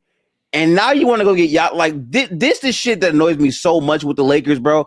Like decade by decade by decade, they get gifted star players, and it's never enough. It's never enough. Yeah, I seen your tweet, real talk, talking about. Man, I wish we kept Max Christie. That shit's so nasty. Like, you don't shut up about no damn Max Christie, bro. I'm not trying to hear that shit, man. Hey, he's good, though. He's good real talk. Leave, bro. Yeah, you got in the trade and you still like, man, if only we could have kept Max Christie in the deal. Shut up. You don't like, nah, bro. You don't hand over Max Christie and be the hell quiet. Bro, there were Laker fans complaining like, why couldn't we keep Anthony Davis in a Luka trade?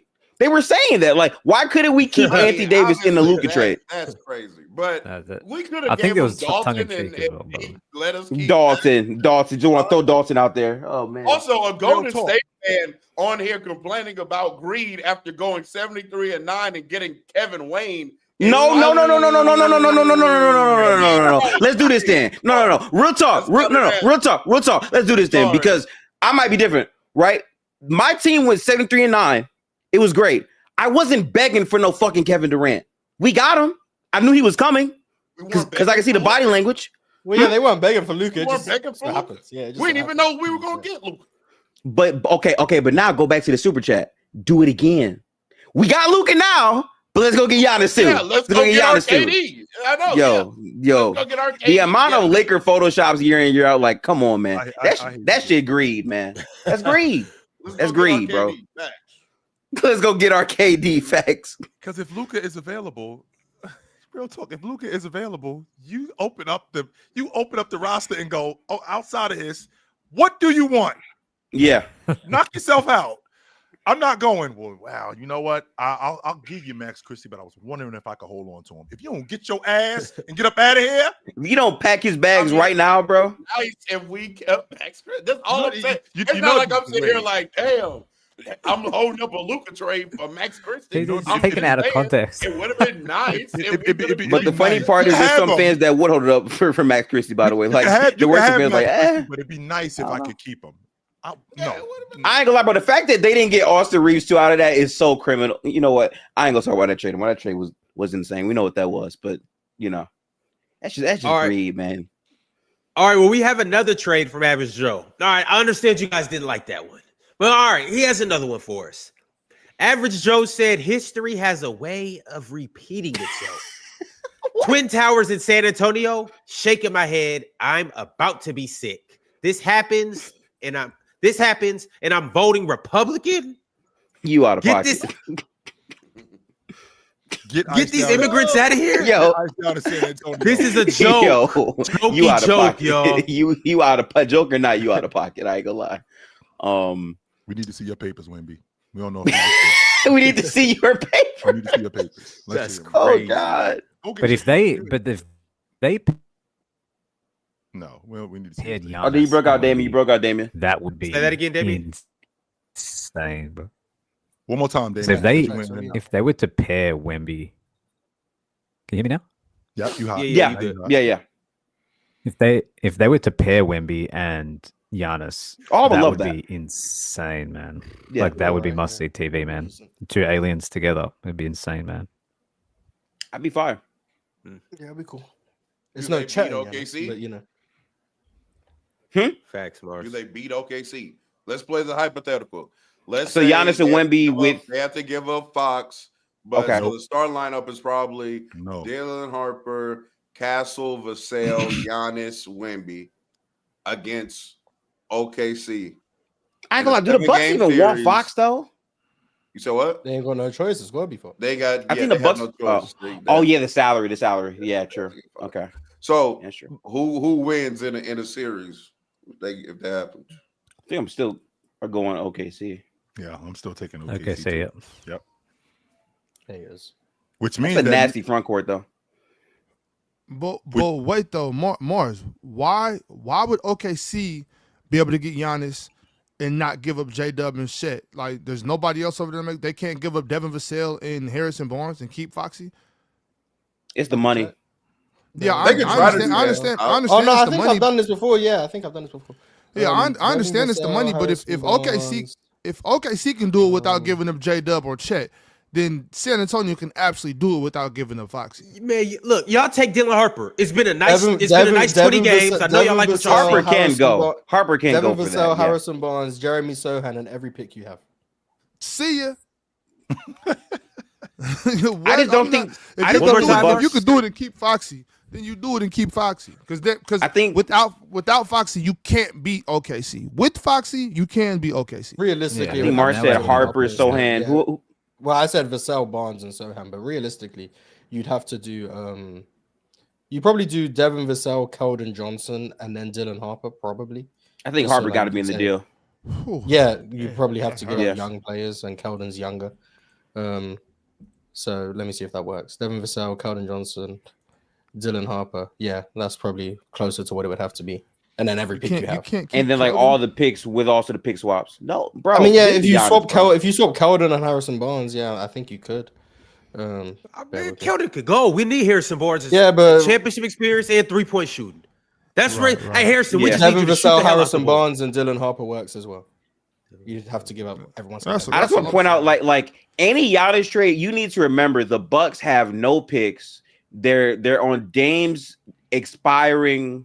No, sorry, dead cap actually. Dead money, yeah. Like there's nothing they can do. So like they need to have a young player that they can sell the fan base on. Harper's not a bad bet at that. Oh, you could do it, Steph Castle. Yeah, you can do it. I was checking. You can do it, Steph Castle. You can do Castle too. You can do Castle. Yeah, true. I'm not giving up. As long as I can, I'm keeping Dylan Harper. Yeah, I'm not. I would probably trade Castle first. Yo, Stephon Castle, Devin Vassell, man, y'all go on. Stephon Castle, Devin Vassell, Harrison Barnes, and every pick. To be honest, anyone besides Wemby to get Giannis. I don't like giving up. I'm with Ox though. Here got to stay too. I'm not giving up Dylan Harper or De'Aaron. Yeah, I'm not giving up Dylan Harper or De'Aaron. But Dylan Harper could take his little ass on somewhere. Yeah, go shoot all the step backs you want to. As long as I have Stephon Castle on my roster. No, I'm not. I like Dylan Harper a lot, and I think he's gonna be okay to pack up Dylan Harper. I ain't gonna lie to you, bro. Like you dudes really sitting here talking to me about Dylan Harper. I can pack pulling up a Giannis trade. That's what I'm saying, Chill. You really doing that? It's anyone but Wemby. No, Chill. Take your little ass. Dylan Harper could go on somewhere. Take your juice boxes with you, kid. Don't forget these Lunchables. I might trade Castle first, but like I'm not going. Yeah, I'm not gonna break up the trade for Harper. If they want Harper, I'm giving you Harper. Yes, he's going. That's me. I'm starting to call with Dylan Harper. Can, just so we're not doing no negotiating. You want Dylan Harper? And he's nice too. He's nice too. But Dylan Harper. That's how we gonna start it. Come on, let's get this. Let's get this shit going. Yeah, I'm giving us. I'm not starting out with Harper. I'm not starting out with Harper. I'm starting with Castle. Let's. I probably start with Castle. I'm starting with Castle and I'm ending with Castle. But see, my thing is, I'm starting with Solomon. I'm ending with Castle. I can't say that. There you go, Mark. There you go. If push comes to shove, I'm getting Harper the fuck out of there. That's me. I understand that you guys might think that Dylan Harper is better than Stephon Castle. That's cool. That's not what I want to go back and forth about. What I'm saying is, I would admire Castle's defense next to Giannis, next to De'Aaron, next to Wemby. Yeah. That would be the thing that I ultimately want. And I'm not even thinking 10 years down the line, Dylan Harper might be the best point guard in the league. Cool. What I'm talking about right now with Wemby, Giannis, and De'Aaron Fox, Stephon Castle's ability to guard 1 through 4, that's what I want. Good. He's really good. His ability to run in transition with Wemby and Giannis and De'Aaron Fox, that's what I want. And he can pass too. And yes, and his secondary playmaking.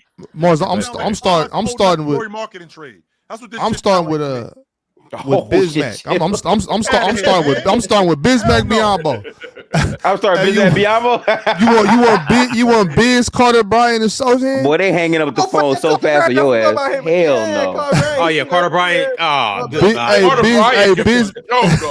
Bismack and Carter Bryant. I can back Carter Bryant up today. Real talk today. I can back him up. Yeah. That's a fact.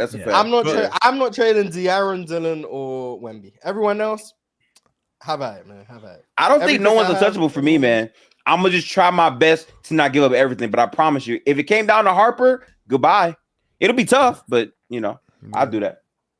We'll get over. They can legitimately win the championship. I have as many picks as it takes for me to keep Dylan Harper on my team. How many front courts are better than Giannis and Wemby? None. Front court ever? Best front court they ever, right? Yeah, no, that's you talking about we're talking time, about like ever. That's got to be all. That's got to be all time we talking about. Two top 6. Dead ass. I think Wemby's the best combination. There's none in the league today. Right. So what are we doing? Yeah. Right. I'm sitting in front of you, Damian, and we're having a conversation, and I'm going back and forth with you, and I'm like, I don't know if Dylan Harper should be a part of this trade. And that's why I'm getting Harper out of there. Like what? No, Dylan Harper is a part of this trade if they want him. Like everyone besides Wemby is untouchable for me, man. You pair Wemby and and me and Real Talk Giannis, and you believe think too about much the into rest the of the Man, y'all, I'm sorry, bro. Listen, I get your I'm point, sorry. but I'm sorry. You I'm think about the doing rest of that. I promise you, I'm doing that. I promise you, I'm doing that. I'm trying to build for the next 2 years with Wemby, and Dylan Harper is a part of that plan. I'm not giving him up to get Giannis who expires next year. Like, I'm not doing that. You got to do. Oh, he'll be back. Like, oh yeah, I mean, but like, wait. I am very much assuming if you're trading for Giannis, he's gonna extend. Otherwise, why would you sign him? Exactly. The kind that works. The kind that happens in the NBA all the time. I'm just assuming the guy wants to be there. I mean, the Spurs. But the Spurs traded for Fox and they extended Fox. Like, it happens in the league. Same with KD. No, the Spurs would obviously Same with KD. Fox an extension. That doesn't mean Giannis wants to be in San Antonio. Let's just say for the sake of argument, Mars. Let's just say for the sake of argument. The argument. Raptors wanted Kawhi. What happened? He left. And they won the NBA championship in the Well, okay, no, wait a minute. We got to pause. I am not assuming that they are a dumb enough Mars. I am not assuming that the Spurs are a dumb enough franchise to trade all those assets and picks without getting some type of unfiltered guarantee. I'm not saying that. I am making my arguments off the stance that Giannis wants to be in San Antonio. If he's on the list of teams. Obviously, the Bucks are not doing a single trade that has Giannis in it without Giannis's approval on the area. Otherwise, why are we even talking about a Giannis trade in general? I don't know. I've been asking that for over a year since it's been happening. Okay. Well, then, yeah. Yeah. Here's the thing. Gifted. I don't care if we're on Giannis's trade list or not. I know, right? I'm calling Milwaukee. You want this little boy over here? How many picks you want? I would phrase that better. Who do y'all want? I would phrase that better. I need Giannis. Hey, I don't would care. Most definitely phrase that better. I don't. Hey, damn a phrase. Whatever you guys want for Giannis, we got it. I don't care if Giannis approves of it or not. We got 2 years of you and Mars. Like I said, he'll be back this year, next year. Hey, he'll be back. Yeah. I'm confident he'll be back. Trying to keep at least one of Harrison. Or yes, in an ideal world, yes, in an ideal world, yes. But if they have to go, I mean, I get if you want to. I'm not bothered about Harrison. Real talk. And those guys. Okay, let's cut. I get you want to have your shooters. I'm sitting across the table from you. Real talk, bro. You got to sacrifice something, bro. I'm willing to give up my spacing. I'm willing to give up my spacing. I am sitting. Come on with this shit. I got Giannis. What do you want? You got Giannis. I got what? What do you want? So wait, you're Milwaukee. I'm saying I got Giannis. What do you want? Okay, we'll give you. But you want? Wait, let me rephrase that. Let me flip that around. Yes. Flip that on him. Flip it around. I'm San Antonio. What do you want for Giannis? Oh, you're San Antonio and I'm Milwaukee. Yes. I'm asking for the moon and the stars. By the way, real talk. Before you go any further, just so we clear, I'm opening up the books. I'm showing you my roster, and I'm crossing out Wemby's name. What do you want? So I want, first off, at least 4 first rounders. I'll give you 5.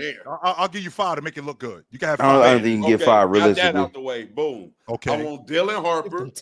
Okay. I want Devin Vassell. That's glazed though. 10 is kind of crazy. I want.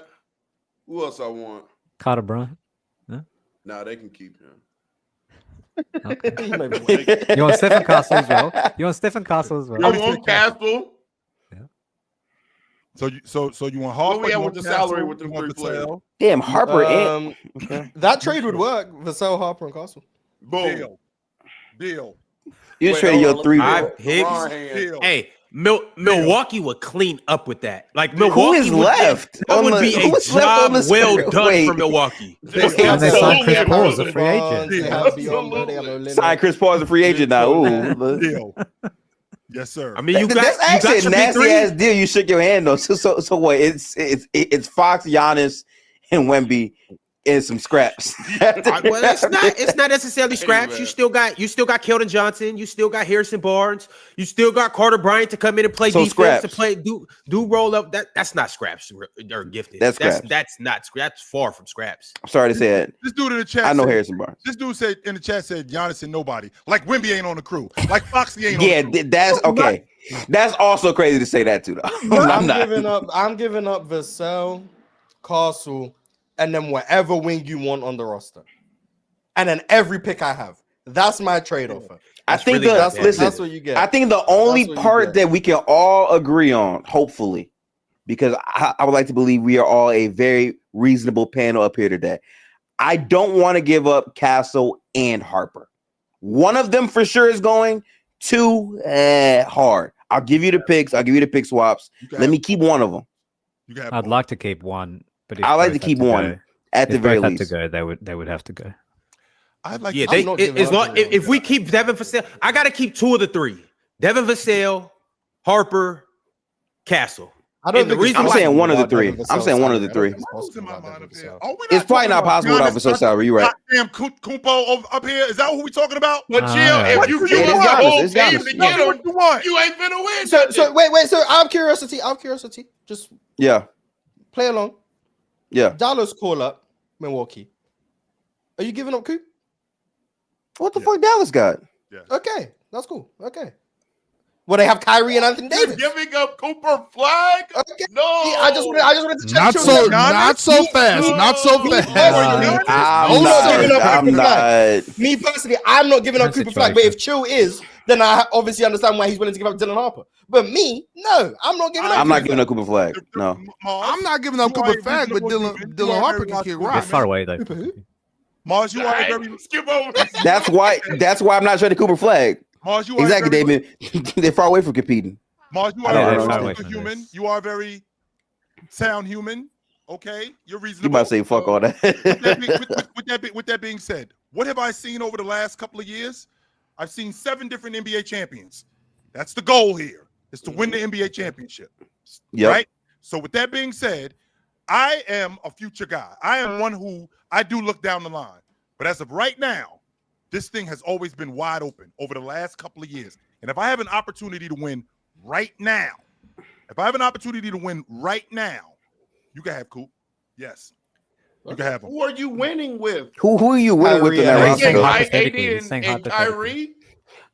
Yo, like Giannis, KD, and I'm sorry. I mean, Giannis, how many failed big threes do we need to see to realize that shit don't work?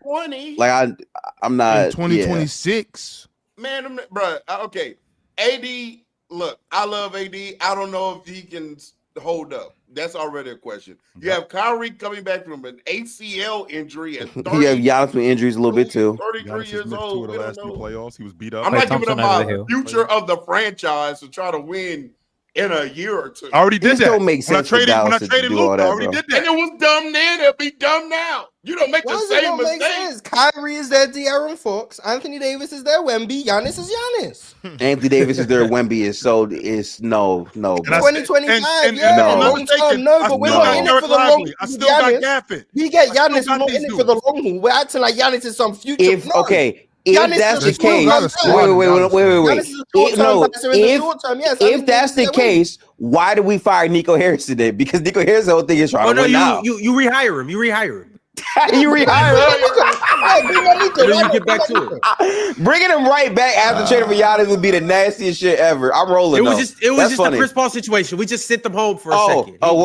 Word. Nico got scapegoated though. They're too far away, Dallas. He did get scapegoated. Y'all, but we gotta move away.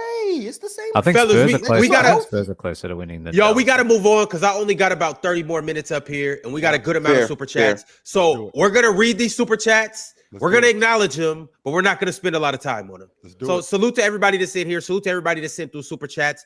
Before we do this, Big Ox, you have a splash of the day for us? Oh, that's right. I absolutely do. Splash of the day is kind of obvious. I think we all know who this is going to be. None other than the man, Jaylen Brown, carrying this Boston Celtics team to a record of, 12-9. So a team that we all expected to be terrible. He is making them competitive, averaging 29.6 rebounds and 5 assists. Last night, he had 42, I believe. 42 points last night. He's just absolutely going crazy. Shout out to Jaylen Brown. He is clearly splash of the day. And if you haven't downloaded Splash Sports yet, scan this QR code or click the link in the bio. You can go there and make your picks, and ultimately you will be competing against fans, not the house. Oh, and one more perk to downloading Splash Sports and using code PLAYER, you will get $50 matched, your first $50 matched on the app by Splash Sports when you use code PLAYER. And also, you will get 100% boost on your first entry. So that means if you put up $50, that will turn into $100. So download the app and do what you do best. Go win you some money. All right, y'all. The first super chat is from Tupac Westside. Tupac Westside said, I know he isn't playing well, but CP3 deserves more respect than this, in my opinion. Yeah. Yep. Agree. Y'all two sentimental, man. Get your ass up out of here. Maybe Chris Paul could be part of the Giannis trade. No, I knew. Oh shit, man. Right, exactly what yeah. Tins220 said this Clippers team reminds me of the early 2018 Cavs team with Wade, Derrick Rose, and other old heads, which got scrapped mid-season for Frito. Yeah. I think the crazy part about that comp is that I think the Clippers are still actually worse. Yeah, but they're 2018 LeBron James. I don't know, man. No, Ron. No. I don't want that juju on. They got something real good going on in Oklahoma City. I don't want that juju on my crew. I don't. I feel that. Saying Chris Paul, stay away. I don't. The People's 23 said, do y'all realize what y'all watching?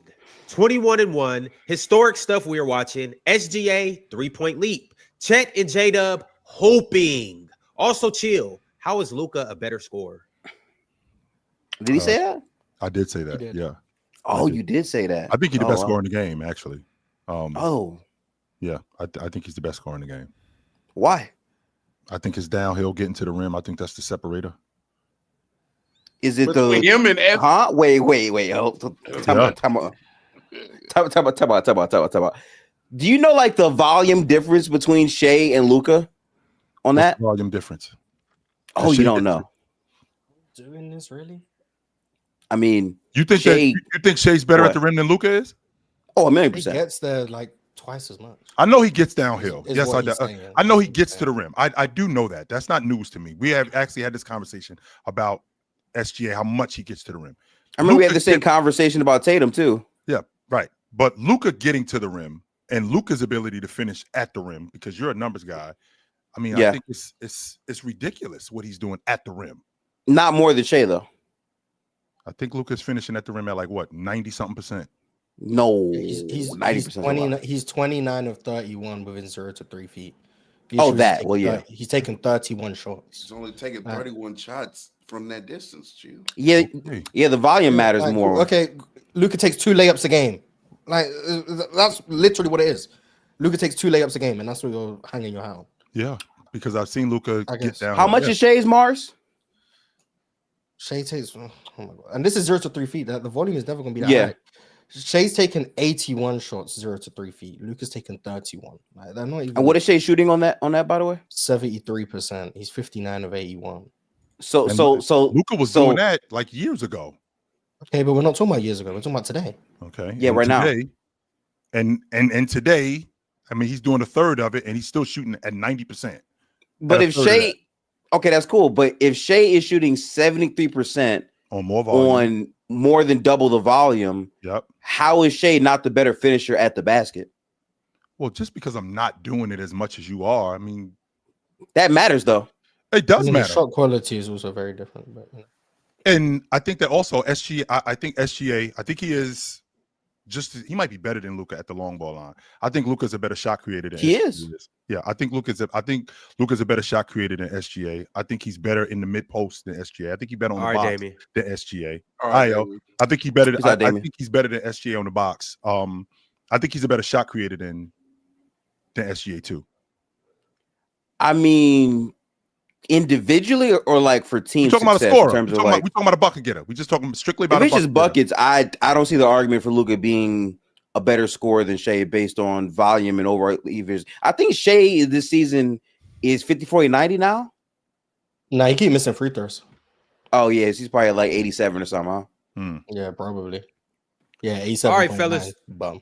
We got to move on. That'll probably be a debate that you guys we'll get to see firsthand this Friday. With you won't get to see it with me because I'm out. I got bounced in round 1, so my team is out. I'm out too. Unfortunately. Yeah. Oh, that's unfortunate for y'all. All right. Well, we got a super chat from you guessed it. You said that. Anna Monica Studios said, "Does this mean Chris Paul is officially retired? Man, first Gallinari, now him." I don't know. Damn, Gallinari, man. We'll just have to see. The Ball Out Highlights said, "Did anybody think Jaylen Brown was gonna get 50 last night? Question mark. Like I've said, let's give him his flowers. Also, hot take, but I don't think Luka will ever win a chip." I don't know if that's a hot take. I don't think that's a hot take to say that. Well, I think only one chip a year, so that's it, Mars. That's it. Only one team wins it, and it's hard as hell to do that. I also think it takes you have to construct a specific team around Luka.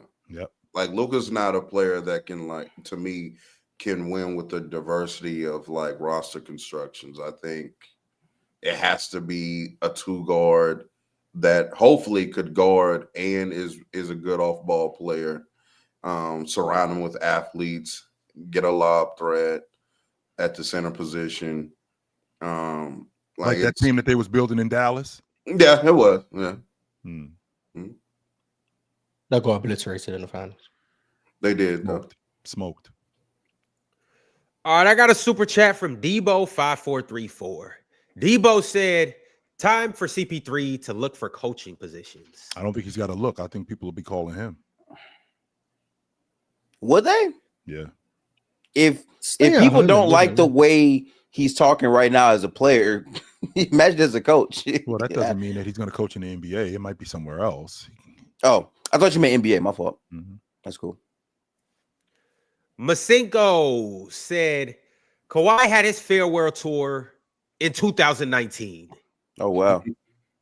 He just hasn't realized it yet. Yo, that's crazy. Wow. Can you imagine if Leonard would have just decided after that season, like, I'm out?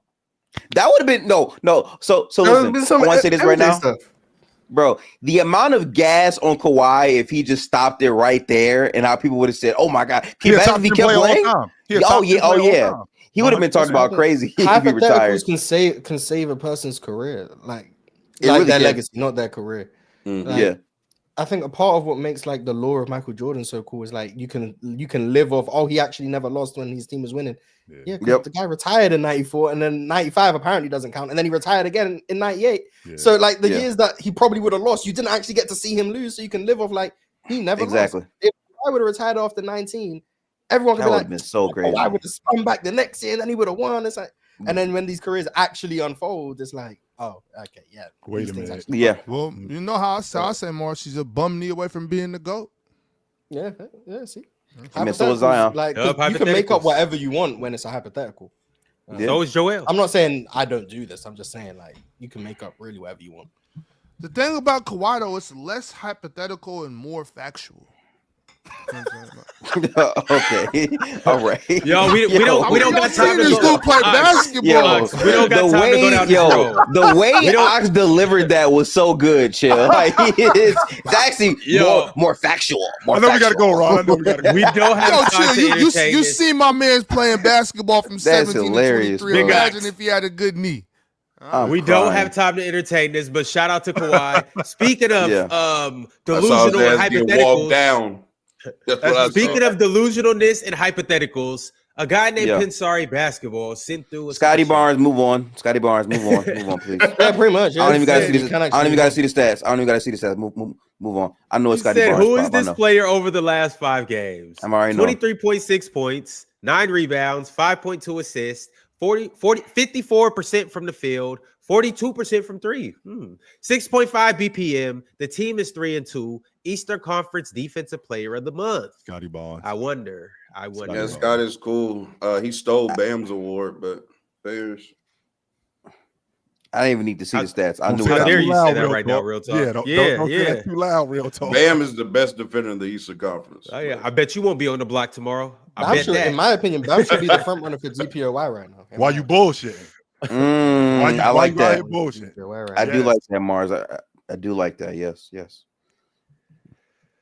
The next super chat that I got is from, you guessed it, Anna Monica Studios. Said Kawhi got to go see the one clear. At a Boondocks reference, he trying to get off, maybe. Yeah, the Onceler. Yeah. Okay. Kawhi got to go see the Onceler and ask for advice for how many trees he, Bomber, and Uncle Dennis need to get. It's a good reference. No. The Onceler's from that movie Horton Hears a Who. No, not Horton Hears a Who.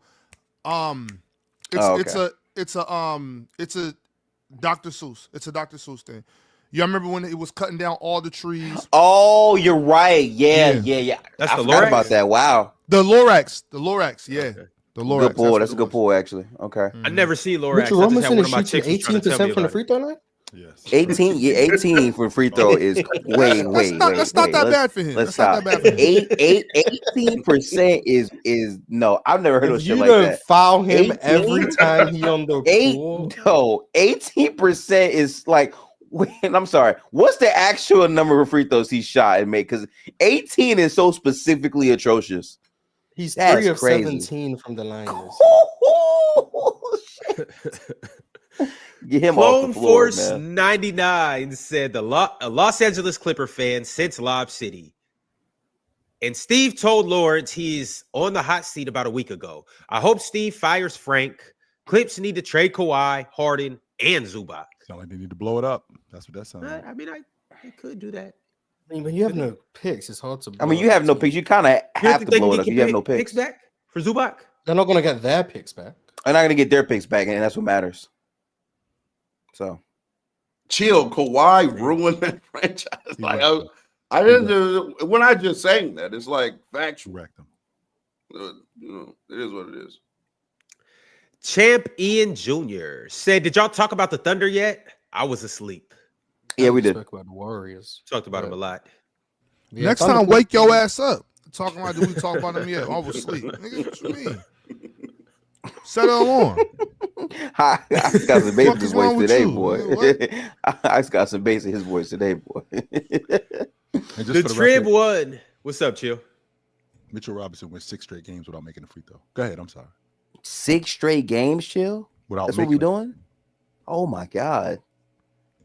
The Trib one said, if I'm Chris Paul, I tried to get an easy ring on OKC. He knows Shea, and it will be right in line with the Clippers holding OKC or helping OKC dominate the NBA. Damn, L Clippers. Maybe he brings his loser stench to OKC and they actually don't win the championship. I'm not gonna lie to you. If they don't win the title after getting Chris Paul, I'm talking so much shit. That's it. I mean, yeah, I don't even like Chris Paul like that, but man, that'd be tough. We don't have to keep saying that if they don't win the champ. I'm telling y'all, we're at 95, 96 right now. And we seeing Jordan and the Bulls. The Sonics nearly got it done, though. The Sonics nearly got it done. Yeah, okay. That's not going to be the case this year. Respect the super chat gifted. Yeah, I'm not hating on Scotty Barnes. I'm just saying I knew it was Scotty Barnes. Why would you poll random stats if it's not Scotty Barnes? I think we all kind of, Yeah, that's all. That's all. When it comes from him, we know who it is. Yeah, I know who it is. I know who the DST cape is Piccolo on sent for. through a super chat. It's about the Blazers. It's the Blazers. Yeah. Anna Monica Studios sends through a super chat. 50-60% of the time. Yeah, it's about the Celtics. Ron, I call that knowing your personnel. That's it. That's all. If Swiper sent a super chat, we know who it's about. We know what it's about. Yeah. Oh God, yeah, that guy. He's been unbearable recently. Anytime someone get to pressure in that 15, get well soon, man. He's get well soon, man. Everything at the wall. God. We already know. Put Jokic on OKC. Put Jokic on OKC, and it'll be the best offense in different sports. But we just acknowledged that Donovan Mitchell would win a championship on OKC. Duh, Jokic will win one. Like nobody's. Come on. Like, I mean, sure. Who cares? Yeah. But all right, y'all. Clone Force 99 said Lou Will had inside news that it was the front office that got held criticism by CP3, and that's why Frank let him go. And players didn't mind getting called out. I am Christian. Yeah. That's true. The front office, man. Sensitive. The Casual Brown said, this the first year Jaylen Brown has improved his RB, his rebounds and assists, been averaging 3 and 6 for multiple years. Well, I expected the assist to go up. He has the board a lot more. Yeah, that too. Shout out Jaylen Brown for showing improvement. We have a couple new members. The first one is Average Joe. Shout out to Average Joe. He sent through some super chats. He has been engaged in the show today. Salute to Average Joe. And Average Joe, man. On playback. I got you on playback, brother. Also, James Tucker became a YouTube member. Shout out to James Tucker. And then I got an empty chat from Charles Cooks, but he did send through another super chat, his first super chat ever on Player's Choice. Shout out to James. Thanks, and then we have another super chat from James. You guessed it, and and the Monicas. He fell right into the stereotype. He literally said it. He said, "I may be a Celtics fan who is extremely biased, but I just want to know if the Celtics became a top 3 seed, does he have an MVP case?" Jaylen Brown talking about Derek White. Jaylen Brown. Absolutely. Absolutely. I mean, he'd probably be like a top 10 candidate. Yeah, sure. I mean, we know who's winning. It's either going to be Jokic or Shea. Like we're one of them two. Already there already. We know. No Cade. It's not going to be Cade. There's still, no 60 games of basketball to left. Yo, Mars so nasty. Around that's averaging 35, 9 and 9. That's what we got going on. And Mars ain't have to do that. I was crazy. I would have thought Cade. This is crazy. Number 1 seed in the East. This is crazy ass NBA we live in, Ron. Crazy ass NBA we live in. Love Fadina said, taking out the Pacers injury game where he played 4 minutes, Ant is averaging 32 points per game. I think he's been going under the radar this year. Not by me. I have been highlighting Ant as much as possible. People are asleep on Ant. I don't understand why we keep saying players that get talked about all the time are going under the radar. People bring up Ant more than Tyrese Maxey. How is Ant going under the radar? The reason why this is gifted is if the guy that you like, if you ain't talking about him all the time, yeah, he's under the radar. Give me a break. There's people who think he's the best 2 guard in the game. You can't go under the radar doing that. Sure. I will say that Ant Midi is reverting back to trash, but we don't care. We'll let it slide. I was gonna say, that little Midi. We'll see where it ends up. We'll see where it ends up. But yeah, it's not giving. It's not giving right now. Midi going back to, it's giving best pull-up 3-point shooter in the league. Still, that's not Midi though. And he finishing at the rim better now as well. Exactly. That's true. That's true. I like that. That Midi. We follow the analytics. Thank you. Analytics. The next super chat I got is from Floyd made Connor eat his words. Said, so Mobley for Nope. Who's Nope? So Mobley for Nope. Cleveland first. I want them both. LOL. Who is he talking about? Y'all put this together? Mobley for Nope. Yeah, no idea. It's about Giannis. Yeah. I think it's Giannis he's talking about. I don't know why you would say no. When we were talking about Giannis. I don't know, Floyd. You're gonna have to resend another super chat and re-clarify yourself. But I appreciate you for sending that through. We have another super chat from I'm just saying. Know your personnel, because DSG Piccolo sent you another super chat. It said, remember, you got to trade for his brothers too. Thanasis and Alex. Portland got their picks and pieces to make the move, but 2025 Glenn Rivers is greater than 2025 Tiago Splitter. See Giannis and Dame again. Like we already. It's Giannis and Drew again. Oh man. The power of Drew will outweigh the power of Dame. I see. I see. Boy, hell no. Hello, 55 sent through a super chat and said 34 Giannis will be in a Heat jersey come February. Tyler Hero, Andrew Wiggins, Khalil Ware. Send it in, Pat. I would love for the Heat to get him, man. All of that. Gotta be fire. The 34 they talking about is Cambridge Williams, but it's cool. I believe it. I'm so sure. We got a super chat from, you guessed it, Animatica Studios. Said, I think guys like Dame or Jokic, Giannis and Tatum should get it if they finish their career on that team. Like that ovation Reggie Miller had? Ovation. I think he's talking about they should get the love from the city. Yeah, Dame should get like the Portland love. You talking about like the farewell tours? Yeah, but like, league wide, league wide. I doubt they'd get that. But I don't think anyone should get a farewell tour. Like, it's not like, oh, this guy needs one. It's like if they get one, they get one. But whatever. Real talk. Another super chat from Average Joe. Average Joe said, I just want to reiterate that Milwaukee was 30-13, second best record in the league, fired their coach, hired Glenn, and have gone 75-67 since. Shaking my head. They did fire Adrian Griffin. I remember that. They did. That feels like so long ago now. It feels like such a while ago, don't it? But that was very close. That was 2024, like early 2024.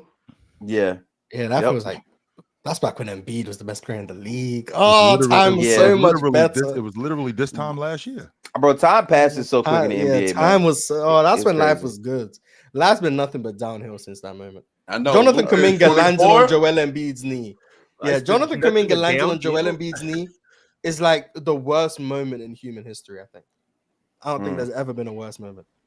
Top 5 in human history, Mars. Absolutely. For sure, top 5. Yeah, for sure, top 5. Boy, hell 24, Luka, you are missed. You're missed, pal. Fat ass boy. A super chat from Joe Agumbode.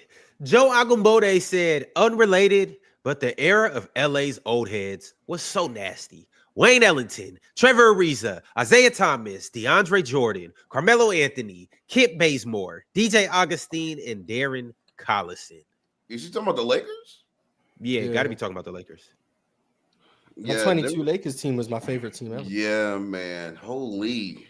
That team was. I forgot they had DJ Augustine. I ain't gonna lie. I forgot they had DJ Augustine. They got Darren Collison. They got Darren Collison out of retirement, right? Yep.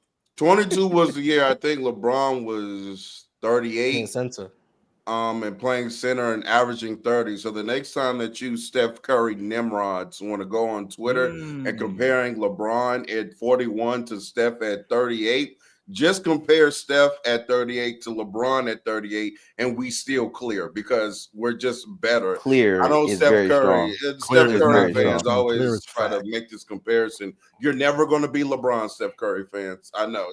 Just stop that. It's Steph too to catch this straight. Bro, clear is very strong though.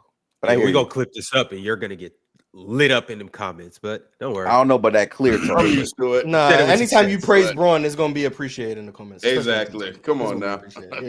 I'm not gonna compare because they're both not the same age, but to be this old as a point guard doing this is kind of crazy, bro. Yeah, that's nuts. Chris Paul do it like 3 years ago. Yeah, that's cool. No, they did not.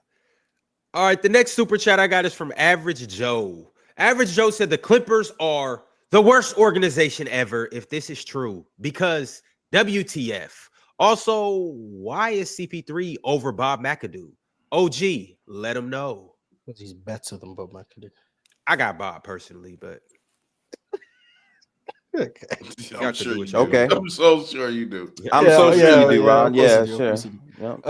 What jersey number did Bob McAdoo wear on? He wore 34. He wore 11. In high school. He wore 34. He said that shit. Yeah, he said that shit so fast and so confident. Ron said it so fast and so confident to not be right. That's funny. Oh, no, Bob McAdoo wore 20. Duh. He wore 11, Ron, you goofball. They just told you the answer twice, too. You just ignored that shit. I don't know why, but... Shout out Bob Much respect to Ron. But do y'all remember that Throwback Thursday game you watched from Bob McAdoo was absolutely selling. You watched the Throwback Thursday game of Bob McAdoo? Yeah, he was on the Lakers at the time. And James Worthy was getting off. When we found out that Magic could actually shoot. because there were some people who Oh, because he shot some set shot mid range. He saw the set shot midi, so I guess. Oh, the set shot midi. The bar is in hell. The bar is in hell. Exactly. The bar seems to be in hell a little bit. Jay looked like it was cash from where I was sitting at. Oh man. But I think you're right, Ox. They never watched them. They don't know. Yeah, man. It's all good. He's Jalen Johnson. It's fine. It's a good player. Oh, he's Jalen Johnson. Jalen Jalen Johnson hilarious. 33. He's killing. 12 and 9. He's killing. Last 3. Bro. Yeah, Jalen Johnson going crazy this year. Yeah, he's definitely killing. I'm always early. I'm never wrong. Just early. This shit taking another person better than Paulo this season. Average Joe said De'Aaron Fox and picks, all the damn picks to Milwaukee for Giannis. That makes so much sense. You starting over. Devin Vassell, whatever wing you want, and Stephon Castle plus picks. That's the trade.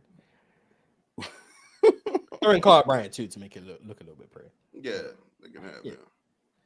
We got another super chat from, you guessed it, Anna Monica Studios said, is Wemby already a top 10 center ever? Yeah, no. He is. Yeah. Anna Monica Studios. Yes, he's a top 10 5 man after 2.5 years of playing. He's a top 10 not going at all. To be fair, Kareem after year 2 definitely was top 10. And Moss, tell everybody what Kareem did after year 2, so we're clear. Play ball school. Okay, and what else did he do while playing basketball, Mars? Be better than Wemby. Play good, yeah. Goodness, man, this shit takes years off my life. I mean, Wemby's not even better than Bob McAdoo yet, but he's on his way. I don't think he's top 10 for me. Top 15-ish, maybe. All right, we got another super chat from Average Joe. I think he's better than Dwight. Absolutely not. Ox, we don't have to do this. We really don't. You're right. I don't know how he's not, but that's the. We don't. Need more years in the game, man. Need more years in the game, man. Maybe even the Wemby I've seen this season and last season is a better player than Dwight was. That's Dwight. Oh, he is. That shit down. But legacy though, Dwight. Yeah, I'm not talking about legacy. I'm talking about he's the better player. Dunked him on that little ass boy. No, Dwight was great. Wemby better. Dwight would dominate this Victor Wembanyama. Absolutely dominate. Yeah, sure, maybe. Wemby's still a better player. All right, y'all. The next super chat I got is from Average Joe. Cone drills and shit. We're talking about actually playing basketball. Dwight Howard would dominate that baby. Average Joe said, I wouldn't trade Cooper for Giannis. A GWH is super valuable. Great White Hope. Great White Hope. Great White Hope is super valuable. I just mean financially, nothing better than a marketable Great White Hope. And he's American. Last I checked, it ain't like young challenging that. And then last I checked, it ain't like we trading him. It ain't like he's going to China. He's still gonna be in the NBA. Yeah, but not for your franchise. Okay, that's fine. Shout out to not for him. Milwaukee does need a Great White Hope. Hello 55 has a 3-team trade. Cat, Hart, Yabusele to Phoenix. Green, Brooks, Allen, plus New York picks to Milwaukee. Giannis and his bro, of course, to New York. Jalen Green untouchable. You see that first game against the Clippers? What you talking about? Man, hell no. You sending me to the obscurity of the Bucks to be coached by Doc Rivers? Trying to ruin my career? Jalen Green goes so fast. Where my Jalen Green jersey at? Houston legend. You have a jersey. Houston legend. Houston legend. Average Joe said, hold on. Did Giannis request a trade during the summer as leverage to get his brothers on the team? I mean, low key. Low key, probably. You probably would do some shit. It worked out, though, didn't it? It worked. They on the roster, so, hey. Shout out to the Kupos. All right, we got a few more super chats. The next one is from STT. Shout out to STT. Became a member yesterday. Sent through some super chats yesterday. He's continuing the trend today. STT said, my God, stop it, Shay. Locked and loaded. Yeah, he's awesome. Yeah, he's actually good at the sport, yeah. Yeah, he decent. He decent. Yeah, he's awesome. Yeah, no doubt. This season he's having right now better than some MJ seasons. By the way, I've been said that now you want to like what 2003 MJ? Yeah, what MJ? 2003 MJ for sure. Other than the first two seasons, in the last two, the whole second. I would say 84 and 05, and I would say 84 and 85, and then I'd say 86. He's better than for sure ain't better than 86. He better than everything except 87 to 93. Yep. You mean the same age that Shea is right now? You mean that dude, as opposed to the older dude? Okay, I'm with you. Or the younger? Only in the Wizards, in the Wizards jersey, in the North Carolina jersey. Sure, no problem. Oh man, those in the first 2 years, I give you the first 2 years. After that, hang it up. 87 Jacko, real that shit. Y'all don't understand what y'all watching with Shea right now. That's cool though. Nah, you know, you're talking about Black Jesus. You're talking about Black Jesus. And you know, it's playing funny, in the after weak-ass he wins NBA this championship and they win these 73, 74 games in the regular season, I'm going to have to watch y'all twerk it up for Shea then. Then Shea's going to be the, you know what I'm saying? Yeah. At least I'm here early. You know what I'm saying? And then guess what? I'm gonna have to do the 180 because they're gonna start glazing. And then I'm gonna start glazing way too much. Yep. That's how I go. I don't know who they is, real talk, because I absolutely acknowledge that he's dominating the sorry ass NBA. The NBA is dead. Oh no, to be fair, Ox will stand on this. Ox, this is the bullshit we be having. Real talk. Don't let that slide. You know what he's saying? He the best looking at the ugly chicks. That's what he's trying to tell you. The NBA is whack. That's why he's kicking that ass. Is what he's saying. Instead but you know what though? You know what though? Chill.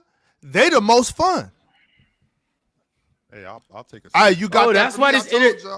That's why this NBA is so entertaining, because they the most fun. They the most fun. Well, I tell you what, they down for whatever. All right, y'all. We got a few more super chats. Bloomers, Jacko VX said the Stockton versus Shea video. Mars reposted. ... Unk stripping. I still stand with you, Chill. My stance, what SGA has been doing lately has changed. Yes, it has. Mine hasn't.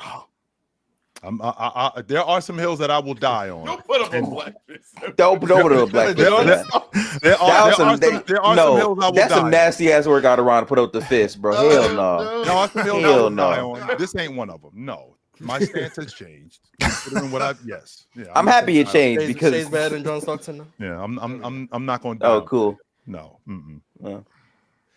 Mr. Aboriginal became a YouTube member and then sent through a super chat. This is what Mr. Aboriginal had to say. Is it possible that Luka won't win an MVP due to his talent or due to this talent in the league?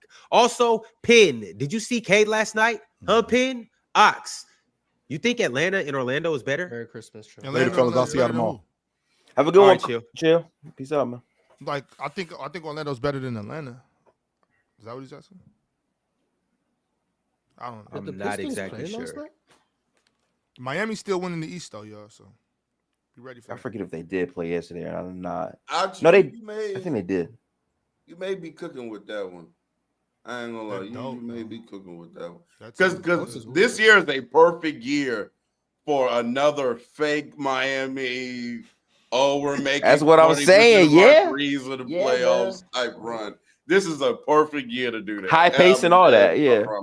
In a situation like this, I think the better coach will come out on top.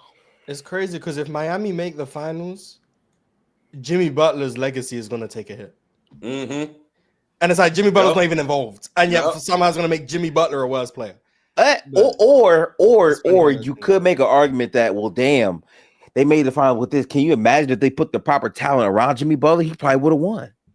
Ooh. Oh, they're just gonna say it wasn't because of Jimmy. Yeah. Oh no. But okay, it will take a hit unless the Warriors could get there too. Yeah, unless they see the Warriors. Yeah.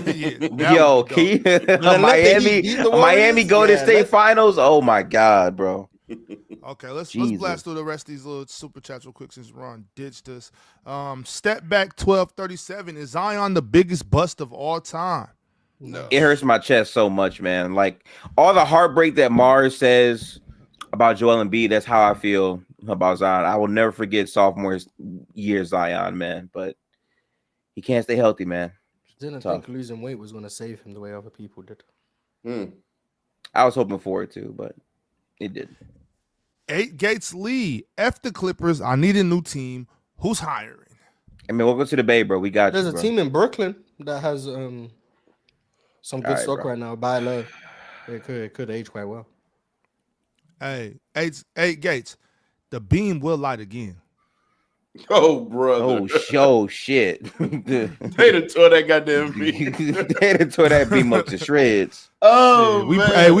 We proud of the beam, man. Lone Wolf 929 been a member for 19 months. We will take CP3 in Orlando. Get Jones off the floor. I'm trying to tell you that Jones shit is bad, man. There's no way Real Talk thinks Tyus Jones is better than him. There's no way. Bro, to be honest with you, when Tyus out there on the court, I don't even be paying him no attention. I know.